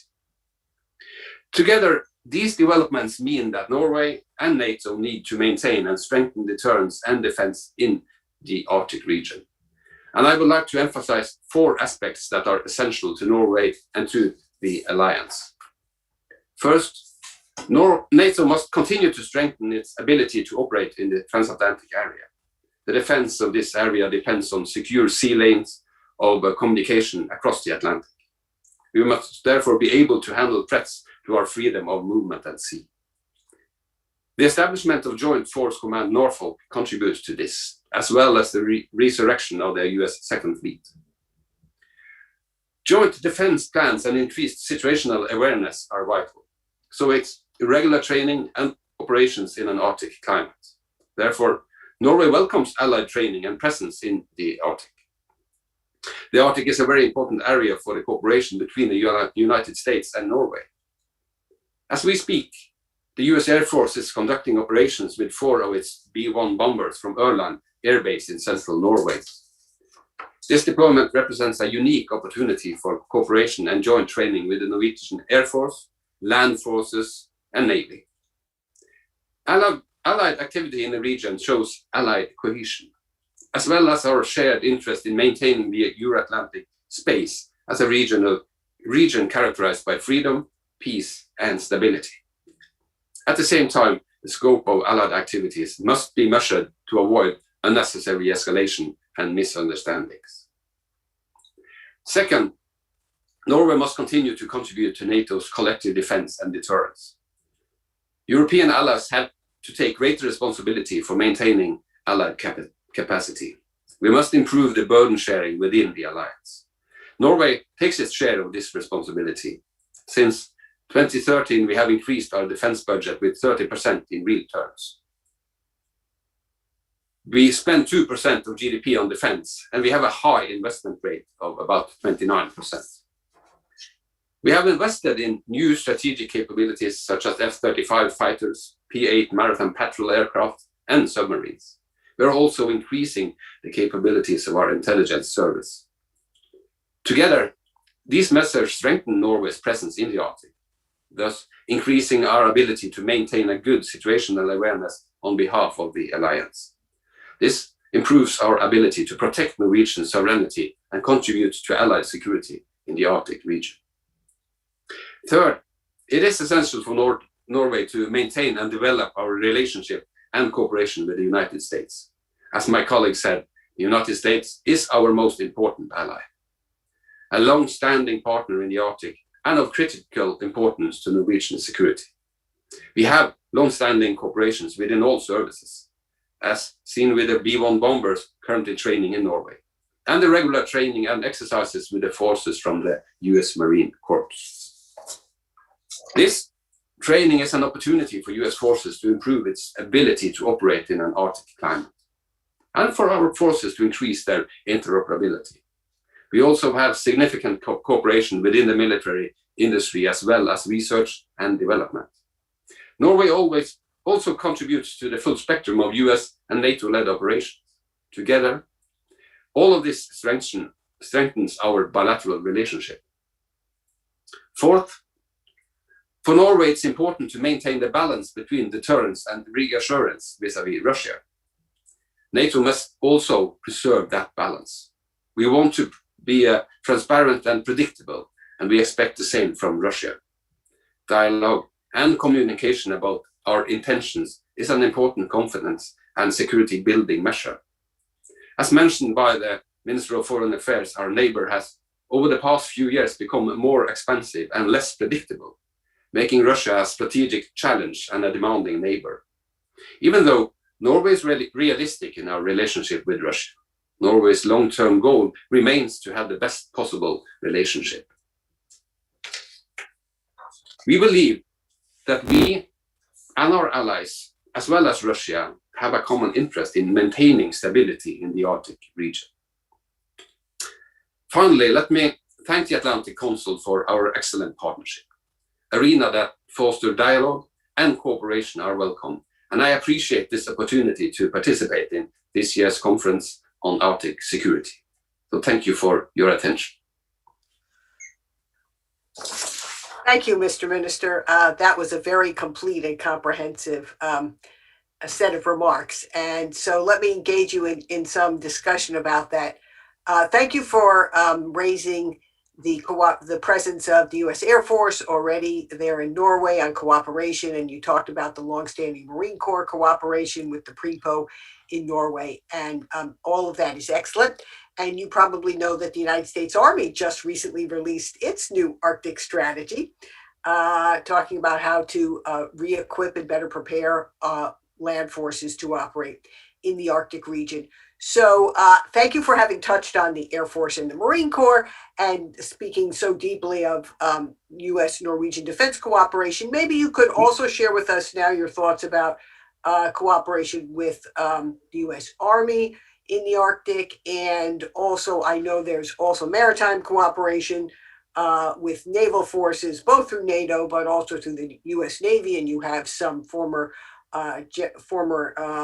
military officers now at the Naval War College, deepening our cooperation here in the U.S. as well. So why don't you discuss a little bit how you expect that to unfold?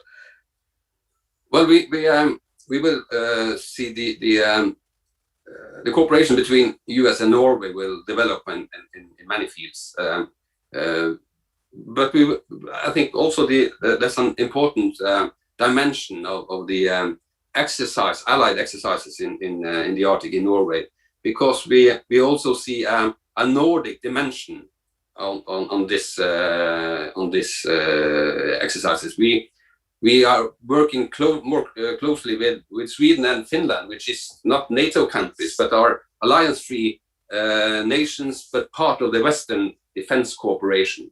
And we have, through the last years, have a lot of exercises with our US friends, including exercising with Sweden and also Finland, both air and land cooperation.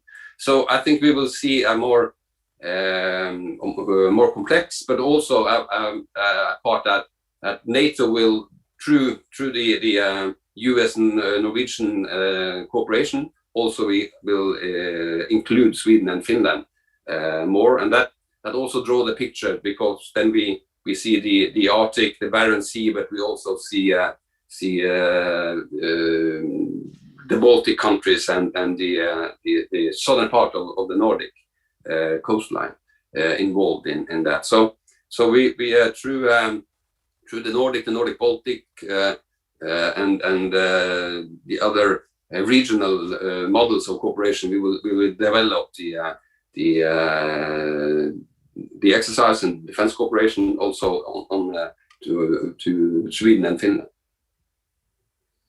Well, thank you. And I know, of course, Trident Juncture has been very important. And I know there's a new exercise Reindeer with the land forces and deepening that cooperation. So let me ask you then, what keeps you up at night about Russia's increased military posture in the Arctic region and close to the Norwegian border? Well, mostly our if I have doubts in our ability to keep dialogue and cooperation with Russia, we are working on an open dialogue with Russia. That's important for us. We are a small country with a big neighbor, and we need to create a dialogue and relationship which is rule-based, agreement-based. So we suspended the military cooperation after Crimea in 2014, but we retain cooperation on issues critical to security in High North. We have a long-standing and really good cooperation between Russian and Norwegian Coast Guard. Our Coast Guard is part of our armed forces. And we have a hotline between the Norwegian Joint Headquarters and the Northern Fleet. We see more also allied activity in the north, and for us it's important to do these exercises and cooperation as transparent as possible. So we're working also with our Russian neighbors to help avoid misunderstandings and accidents in our areas. So we need to deter, but we also need to be open, transparent, and a predictable neighbor for Russia. So we are using a lot of resources to build good defense and good deterrence, but we also use a lot of resources and efforts to create a better climate for dialogue and cooperation on Russia. So along those lines, as you noted, prior to Russia's incursion in Crimea and aggression in 2014, there was dialogue among security forces that extended the already extensive Coast Guard dialogue that continues to this day, but the security dialogue with Russia has been in abeyance for good reason since that time. But as military activities increase in the region, do you see a need for some form of renewed or some expanded channels of communication among security forces to avoid miscalculation, reduce risk, and avoid conflict? Well, at least we need to try. So we are trying to develop our hotline between the Norwegian operating headquarters and the Northern Fleet. The Ministry of Defense have regular meetings with the Russian Ministry of Defense. So we try to create as good channels as possible, and that's also why I think it's important for us to lift what we are successful with. So that's why we are lifting the Coast Guard, we are lifting the search and rescue agreement and the search and rescue exercises we're doing with the Russians to in a way show that this is a topic we are taking serious, which we would like to improve, but at the same time we have the measures we need to point out on Crimea and what happened there. So on one side we international law is important for us because we're a small country and we state that law should go before power. And then at the same time, we also need to create some arenas where we can cooperate with a big neighbor. Great. Well, that's very thorough. I know we're almost out of time, but if you want, I'd like to give you just one more opportunity to comment on China's ambitions in the Arctic. You mentioned them. You see increasing presence of activity, not necessarily military in nature, but increasing presence overall on research and a capability to operate in the Arctic. How do you think about that in terms of your roles and missions? Well, we see them active on science. We see them active on research on international law. We see them cooperating with Russia on resources, oil and gas. We don't see them with any military presence in the Arctic, but we know that China is working on other arenas to create their own space. So we know they are working on investments in the Arctic. They are working to create cooperation on industry and resources. So we are looking on what they are doing, follow them. At the same time, I don't think Russia is too keen on giving China to a big role in the Arctic because they're working together, but they're not that good friends. So I think they will try to balance it. But it's a question whether we how we should make the West relevant for Russia, also in industry and resources, balancing the the fact that we can't accept what they did in Crimea at the time. So they are dancing a difficult tango here, and we need to have a good situational awareness, and then we need to look out for what's happening. China has been active on Greenland. They have been acting on many arenas in the north to make themselves relevant, and we need to look out and see what's happening. Mr. Minister, thank you for those very thoughtful and comprehensive remarks this morning, and for engaging with me in dialogue. And we always welcome you back at the Atlantic Council, you and your wonderful team. I wish you a very good day. And now I'm privileged to turn it over to the next terrific panel. It's going to be led by Anna Wieslander of the Atlantic Council. Over to you, Anna. Thank you so much, Sherry, for that. And welcome to all of you to this session. I'm sending from Stockholm, so it's not above the Arctic Circle, but it's certainly an Arctic state, and the Northern European office of the Atlantic Council here since 2016. So we will discuss here on how to bridge the perspectives on the Arctic between Europe and the US and Canada. And we have an excellent set of speakers to do that. I will give them, we don't have much time, so this will be short and punchy, 3 minutes of remarks for each speaker, and then I hope we can have some discussion and also feed in some of the questions from the audience here. And I would like us to address a few core questions then. How do allies in Europe see the challenge in the Arctic differently than the United States and Canada? And moving forward, how can the transatlantic community manage divergent perspectives, particularly when it comes to security? And what are the policy implications of the increased attention on the region? And for the panel, please don't be too polite either, because if there are no differences, we cannot bridge them. So let's see if we can carve out if there are any perspectives that differ across the Atlantic.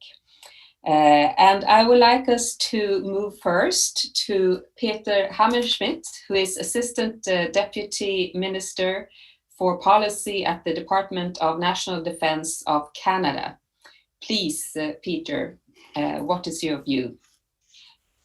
Thank you, Anna, and thank you for having us on the panel here today. Very happy to be participating, and very nice to see all of my fellow panelists.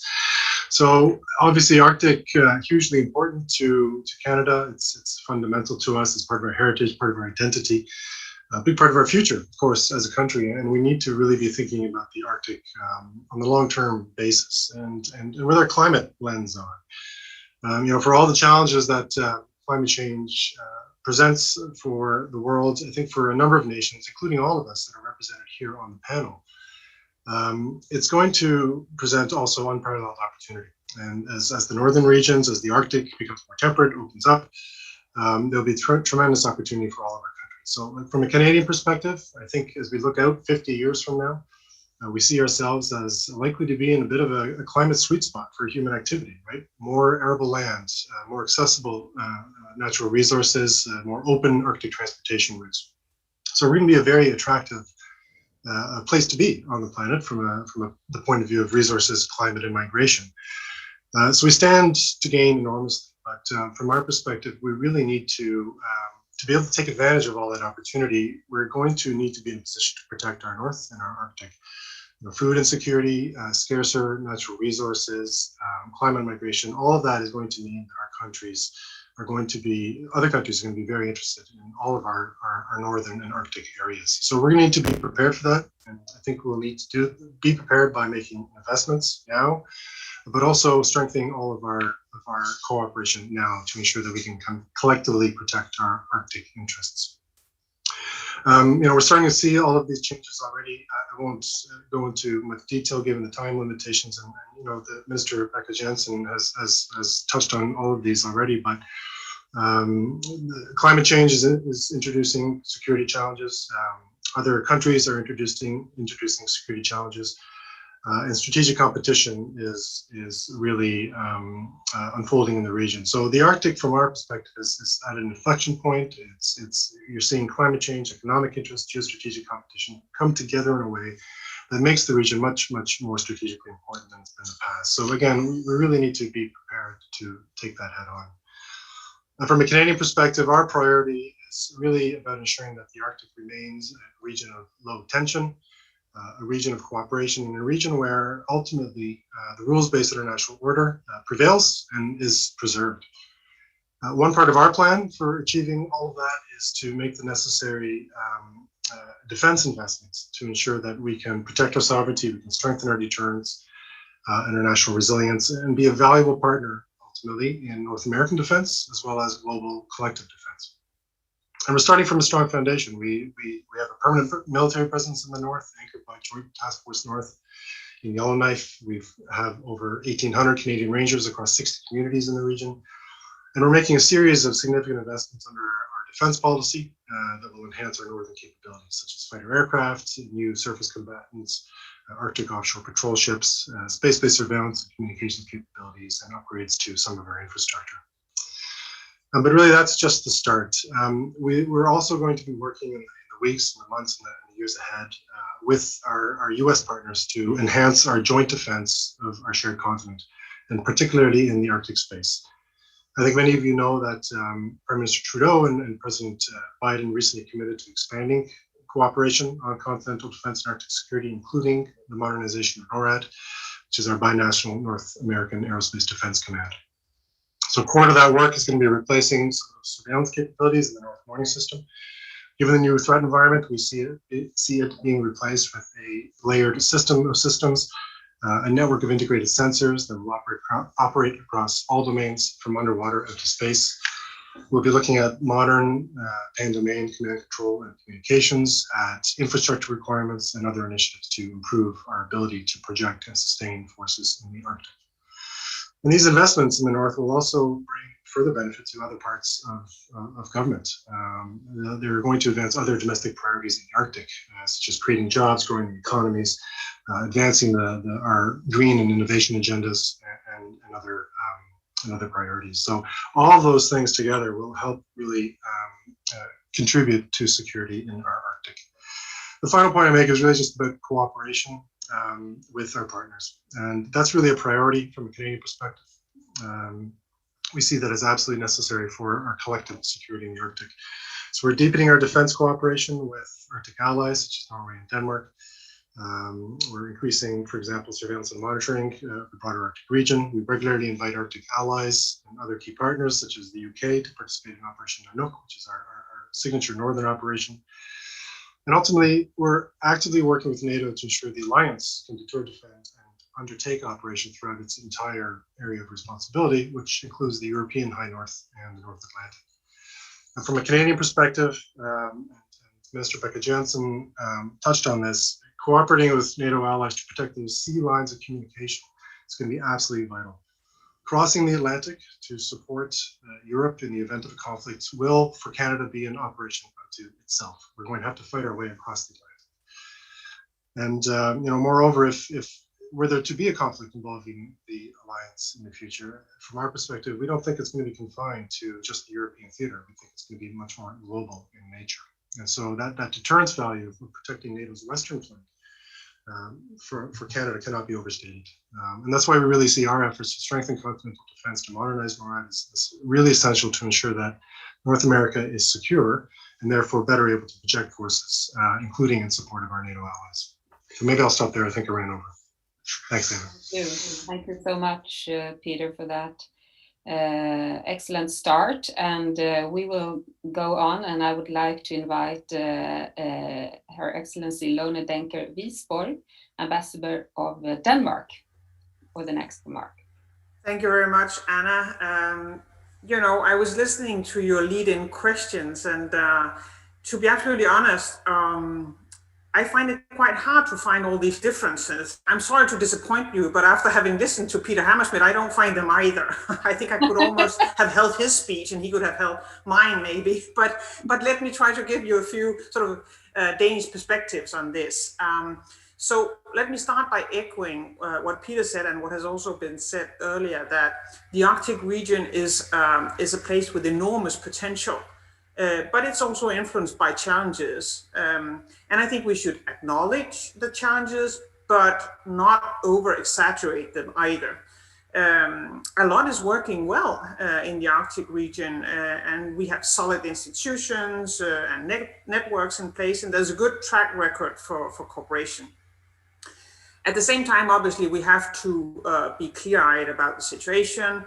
As we've heard, Russia is building up militarily in the Arctic, even though the focus is mainly defensive. Some elements might be used for more offensive purposes. And we have also seen China's increased ambitions and interests in the Arctic relating to their desire for access to natural resources and sea routes, among other things. Across the Arctic states, there is work ongoing to strengthen our military capabilities. Peter also mentioned that. The Kingdom of Denmark, too, has increased its military presence in the northern Atlantic and the Arctic. We have generations of experience and know-how in operating militarily 24/7, all year long in the Arctic and northern Atlantic region. And our commitment is ongoing. We have just launched a $240 million capability package, which will boost our surveillance, our communications, and command and control even further over the coming years. And this is for us a testament to the importance we attach to this region. Our military purpose is not to increase tension, obviously, but to monitor and safeguard our national territory. And engagement with local communities and working to protect the fragile Arctic environment are key in these endeavors. We try to follow a multidimensional approach based on the new geostrategic reality in the Arctic. And centrally placed is the strengthened cooperation with allies and partners, as Peter also mentioned, as well as our cooperation internally between the three parts of the Kingdom of Denmark, i.e. Greenland, Faroe Islands, and Denmark.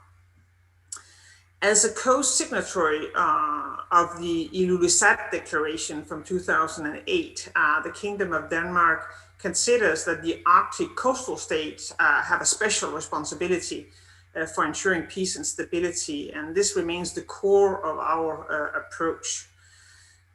And having listened to the discussion so far, I want to close my remarks by reflecting on the shared, not the diverging, but the shared transatlantic perspectives when it comes to the Arctic.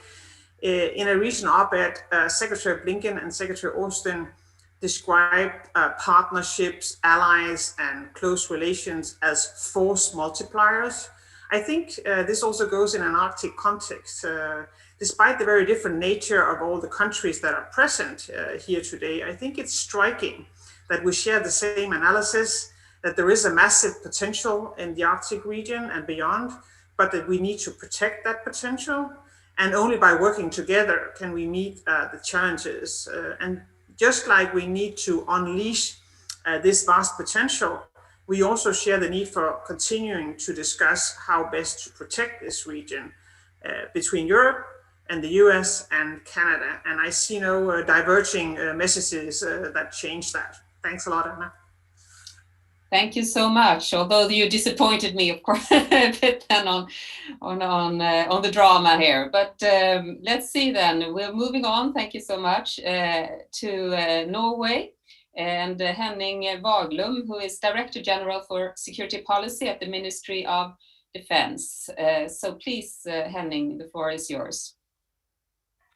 Well, thank you, Anna, and thank you, everyone. Great to see you all. And a lot has already been said from Norwegians today, so I'll be very brief, but a few quick points from my side as well.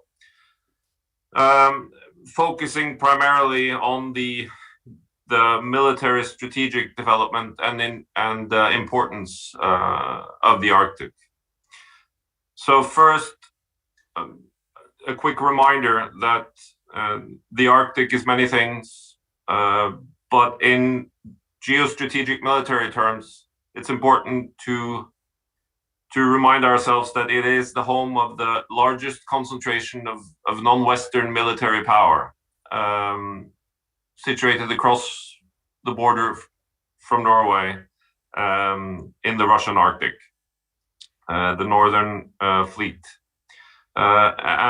This is capabilities that are increasing, both on the classic and novel nuclear capabilities, but the conventional capabilities of Russia in the Arctic are also increasing, enabling Russia to project power in a new way, particularly through the development of new underwater systems and long-range precision strike. We are seeing at least the capability of holding Europe and others at risk in a different way. So this capability development in itself is of strategic importance. We do not see the Arctic militarily either as a crisis, but we do see the developments militarily in the Arctic as a growing strategic challenge. Second, just to highlight what's been said already, China has a stated interest in the Arctic. While their military activity at best is very modest, the long-term interest in the Arctic is very clearly stated, and that is reason enough to be vigilant about that development. And third, we believe NATO has a role in the Arctic today. As Peter said, the NATO AOR contains the European High North today. And given the developments particularly from Russia, there is a need to increase both activity and presence. And that's why the developments from the US and from NATO over the last few years are significant. And the command structure of NATO, and the standing up of the Second Fleet, and in more exercises and activities in the North Atlantic and the High North. And finally, as we maintain the goal of low tension in the Arctic, and the goal of continued cooperation with all Arctic nations, we believe that this coordinated military presence from allies continues to be important, but also that we continuously have to mature the way in which we manage our posture in the North, so as to maximize the intentional deterrence effect, but also to minimize the potential of unintended escalation. It has to be very clear to everyone that the Arctic should remain an area of stability and low tension. That requires deterrence, but it also requires us to avoid provoking unnecessarily, as we like to say here. We believe it's very possible to find that balance, and I want to thank everyone involved, including the US, the UK, Canada, Denmark, and others in finding good ways between Arctic allies, but also within NATO, of maintaining this important balance. Thank you. Thank you very much for that, Henning, and interesting to hear that view and also highlight the strategic importance of developments in the Arctic. And we're moving on to not an Arctic state, but the nearest neighbor, as I think it says in the integrated review of the UK. So I'd like to welcome Angus Lapsley, who is Director General, Strategy and International at the British Ministry of Defence. Please, Angus.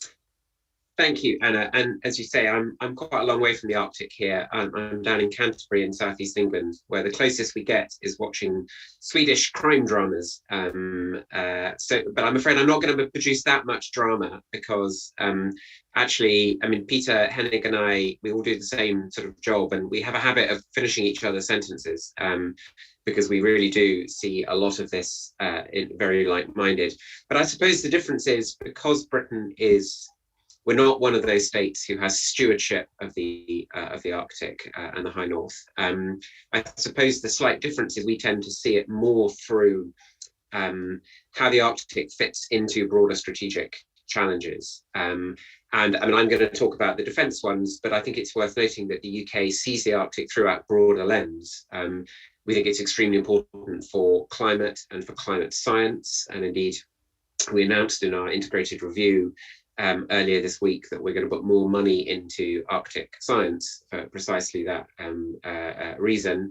But we also, I think, see it increasingly as potentially an important vector of international trade.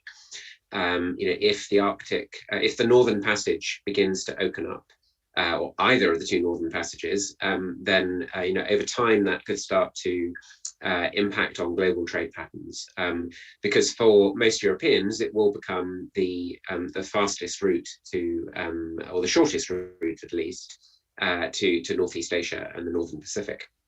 From a defence perspective, I think we in the UK think about the Arctic for four main reasons. The first actually is the countries on this call, who are amongst our closest allies on defence. Whether we're talking about the Arctic or what we do together in Afghanistan or Iraq or wherever it might be in the world, you don't find many closer partners for the UK on defence than from the countries on this call, including increasingly Sweden, even though it's not a NATO ally. So the first point, if it matters to your security and it matters to NATO, it matters to us. I think the second reason is Russia, and in our integrated review this week, we were very as the most acute security threat to the UK, and as Henning brought out, an awful lot of Russian capability is based in the High North and the Arctic. And therefore, we think about how that threat could play into our own security. I think the third reason is, and again, it's been mentioned, is China. And I think the realization that China is, as we put it in our review this week, a systemic challenger to the global order. And it's quite obvious that China is interested in the Arctic. And it could be another one of the vectors which China arrives in the European space. And then I think the fourth reason, which is not unique to this group because the United States shares it as well, but the Arctic and the High North is extremely important to strategic deterrence. And the Greenland-Iceland-UK gap, as it's known, is as important to the balance of strategic deterrence and also the sea control of the North Atlantic. That remains as important today as it has been ever since the Cold War, during the Cold War, and indeed before that. I mean, it was a key theatre for us during World War II as well. So, understanding what's happening there, the ability to understand what Russian naval forces are doing in particular is extremely important to us.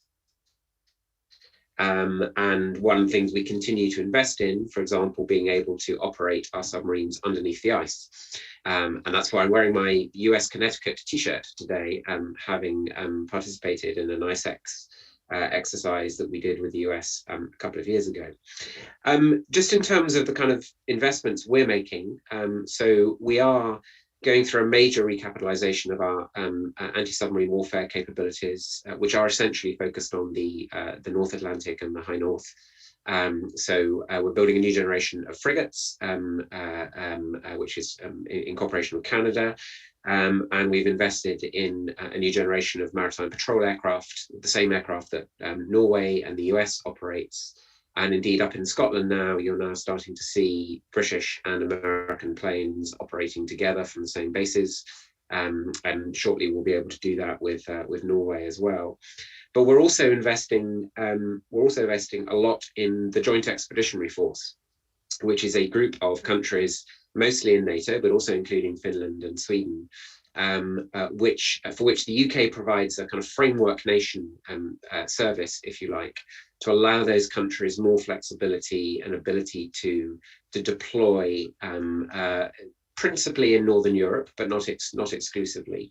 And in particular, I think if you're looking to manage tension or restore deterrence, but you're not at the stage where NATO needs to invoke Article 5, then the JEF provides a flexible way for those countries who want to use it to operate and maintain and restore deterrence.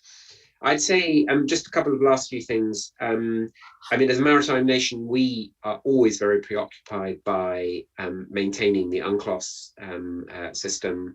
The right of free passage is a really important underlying international legal principle for us. And you know, I think it's going to be interesting how that develops over the Northern Passage in the next few years. But it's something that I think you will see the UK wanting to take a stance on, and possibly a bit more than that. I think both Peter and Henning mentioned space, and you know, I think this is an area that we're also looking to invest in, partly because of the ability to get much better situational awareness, and like Norway and Canada, I think, you know, we are looking at moving down the road of small low Earth orbit satellites, which allow us much better coverage of space, including in the High North and the Arctic. So, you know, I think in sum, I would say most of the themes of UK defence at the moment, most of the themes about how we make sure we maintain deterrence and manage increasingly active competition in the sub-threshold space between states. Most of these things will play out in the Arctic in one form or another. And I think Britain's ambition is to be a serious, credible and productive and sort of constructive player in that space.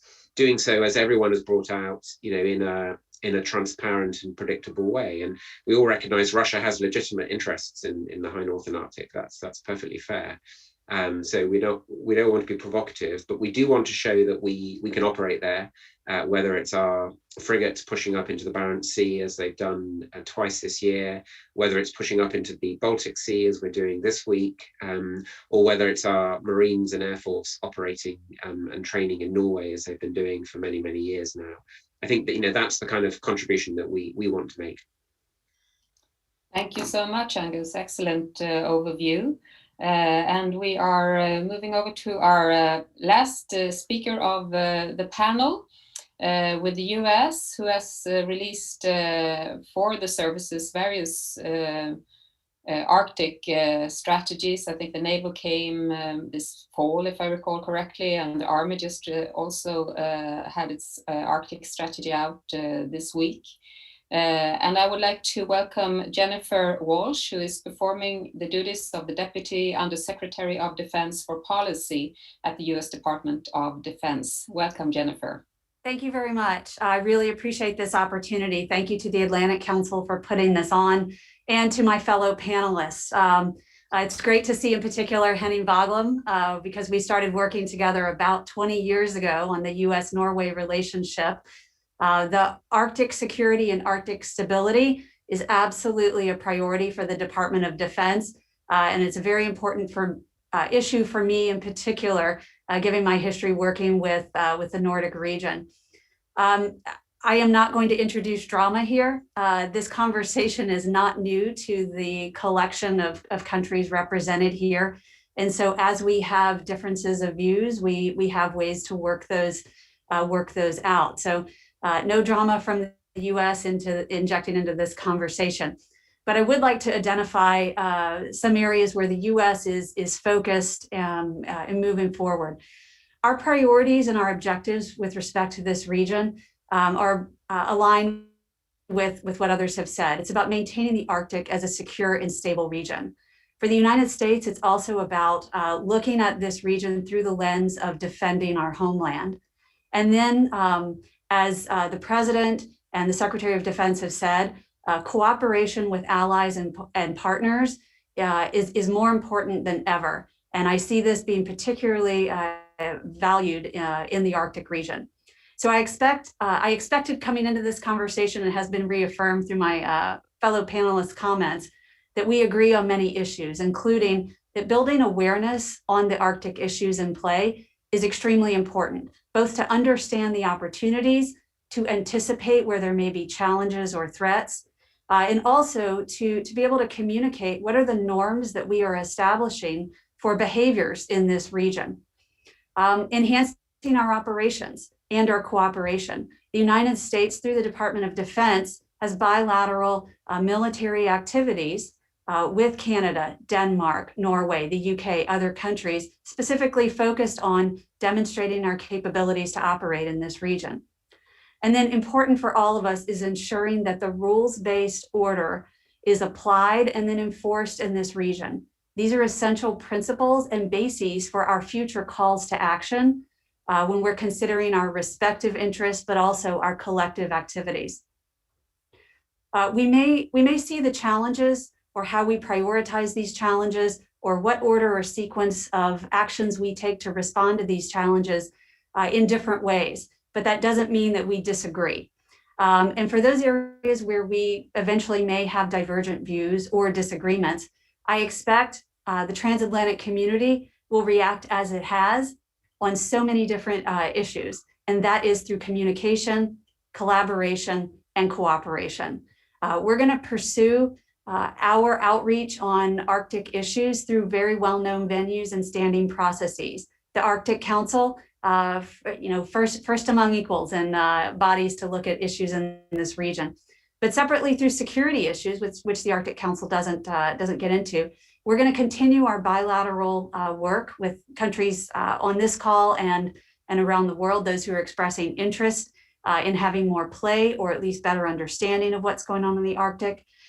And then through NATO, as NATO considers how it's going to organize for either greater awareness or taking more action or having greater presence in the high north, the US will be there too. For DoD, we see two primary challenges to the security and stability in this region, and I will be echoing what others have already said.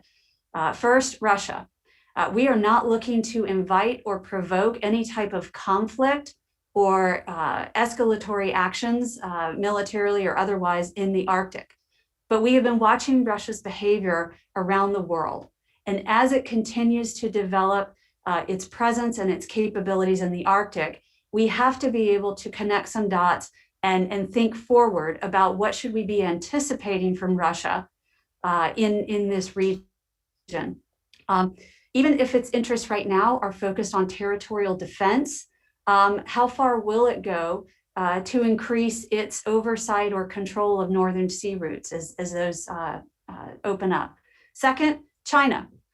We know China is seeking a larger role in shaping governance and security issues to advance its Arctic ambitions. China's behavior in other parts of the world should be considered in the context of, will it follow suit in the Arctic region as well?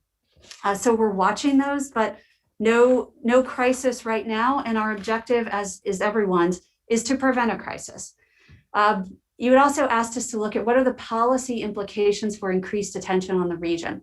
A top one, I won't try to repeat what others have said, but for the United States, we have to consider what do changes in the Arctic region really mean for our defense of the homeland? As Russia increases its presence, China asserts itself, and other countries look to take advantage in positive or negative ways for the new potential commercial transit routes, we're going to have to consider whether that the greater activity invites additional or different threats or concerns to our homeland security. And I expect every Arctic nation will be doing the same thing. So this is where the cooperation, collaboration, and communication will come into play even more. Next, picking up on what others have said, ensuring the common domains remain free and open. This is absolutely a whole of government effort, but it's absolutely also one that the Department of Defense has a role in and takes seriously. We have assets and capabilities that our civilian agencies do not. And we expect that all nations, Arctic nations, will share in this objective and principle too. Upholding international law and common practice is going to require our commercial, foreign policy, and security sectors to work through what are the norms that we want to establish and what do we want to enforce in this region. And of course, anytime there are policy implications, what quickly follows are the resource implications.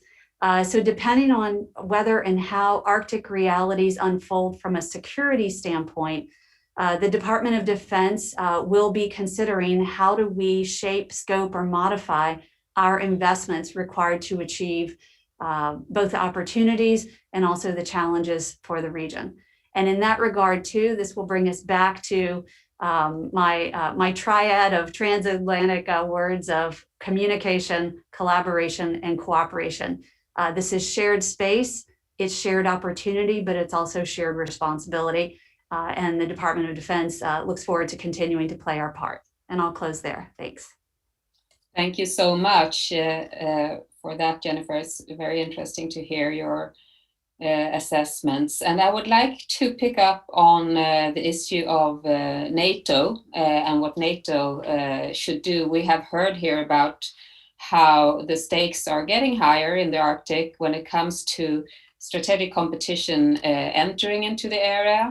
We have the strategic challenge posed by China also entering the area. We have Russian modernization and what Henning described, the strategic implications of its power projections well beyond the Arctic.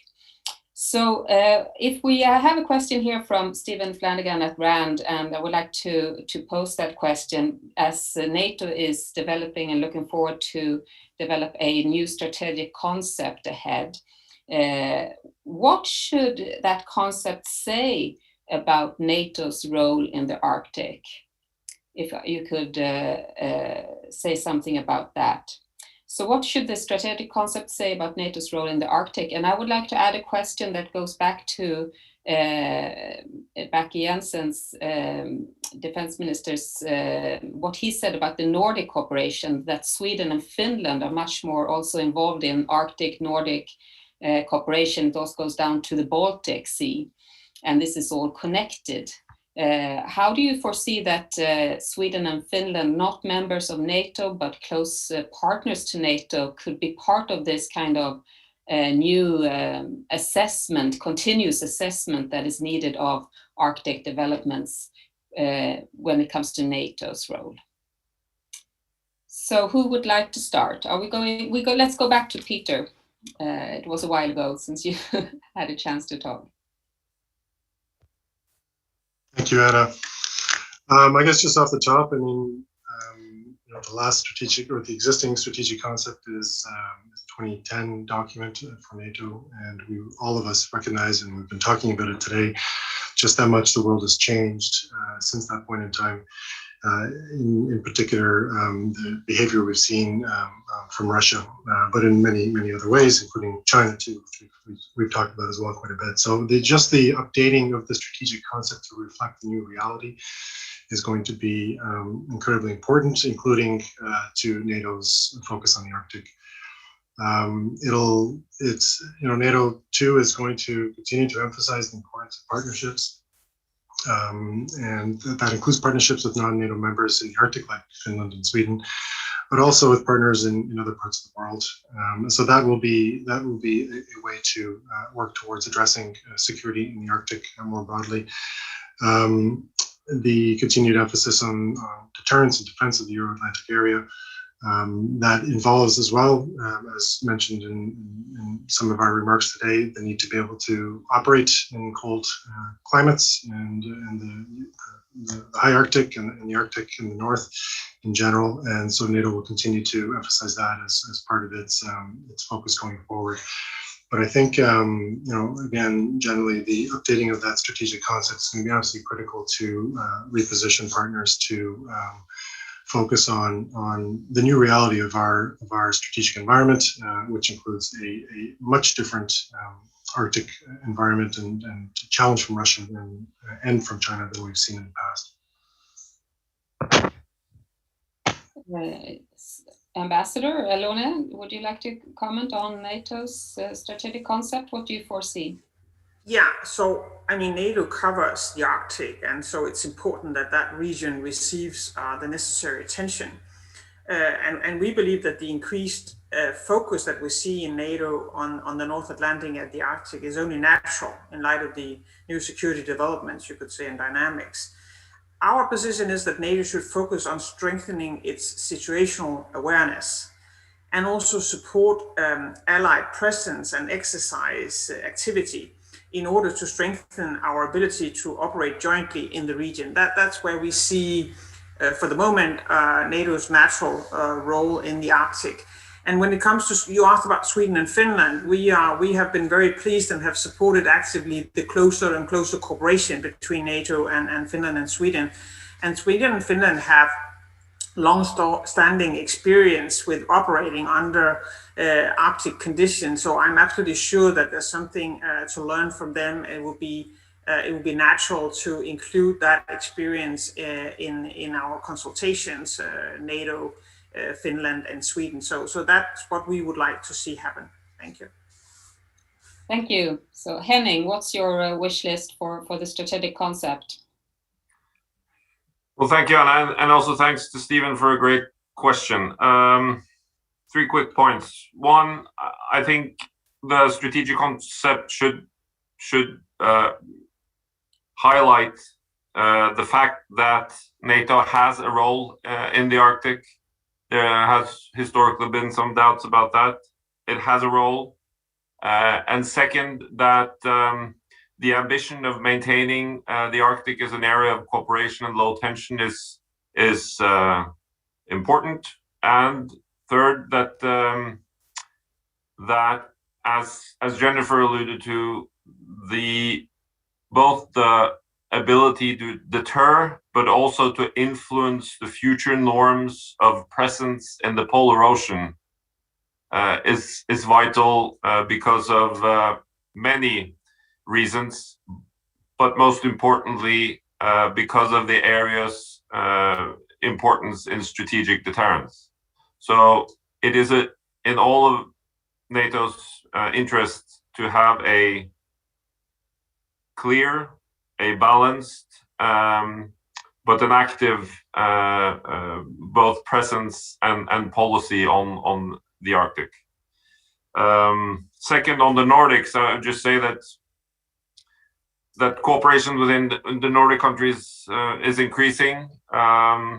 We respect different memberships of different organizations, but I think the real reason why this cooperation now is increasing also on military matters is that the analysis of the deteriorating security situation is very similar in all Nordic nations.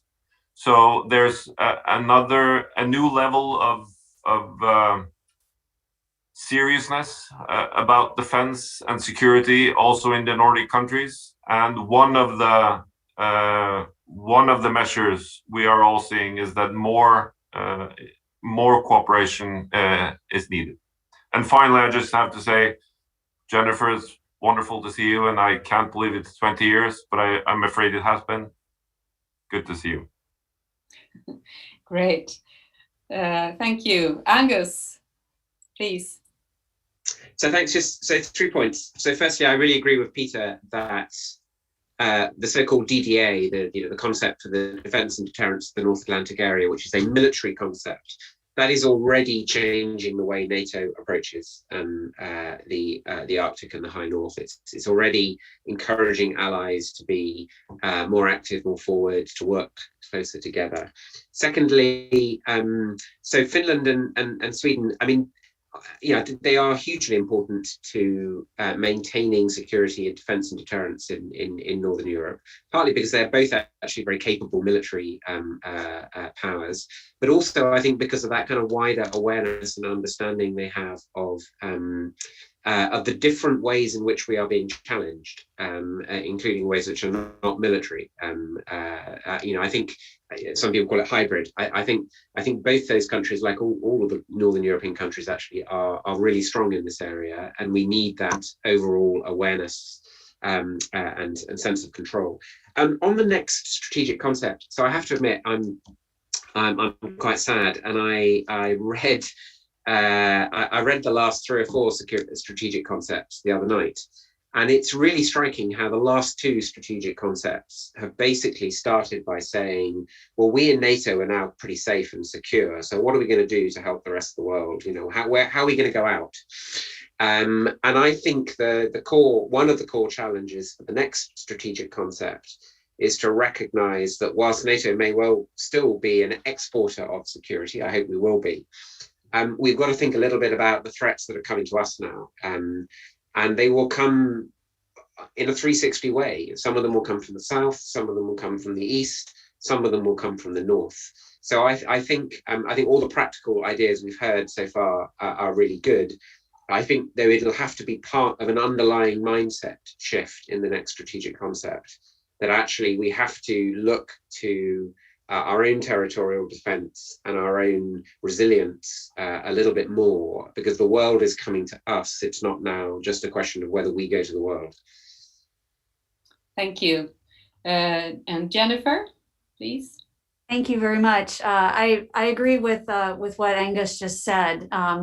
I don't see a new strategic concept just picking up where we left off with the last one. I think we have to take a hard look at what are the threats and challenges facing the alliance and our collective interests now, and what we anticipate. And the Arctic, I would argue, has to be a part of that.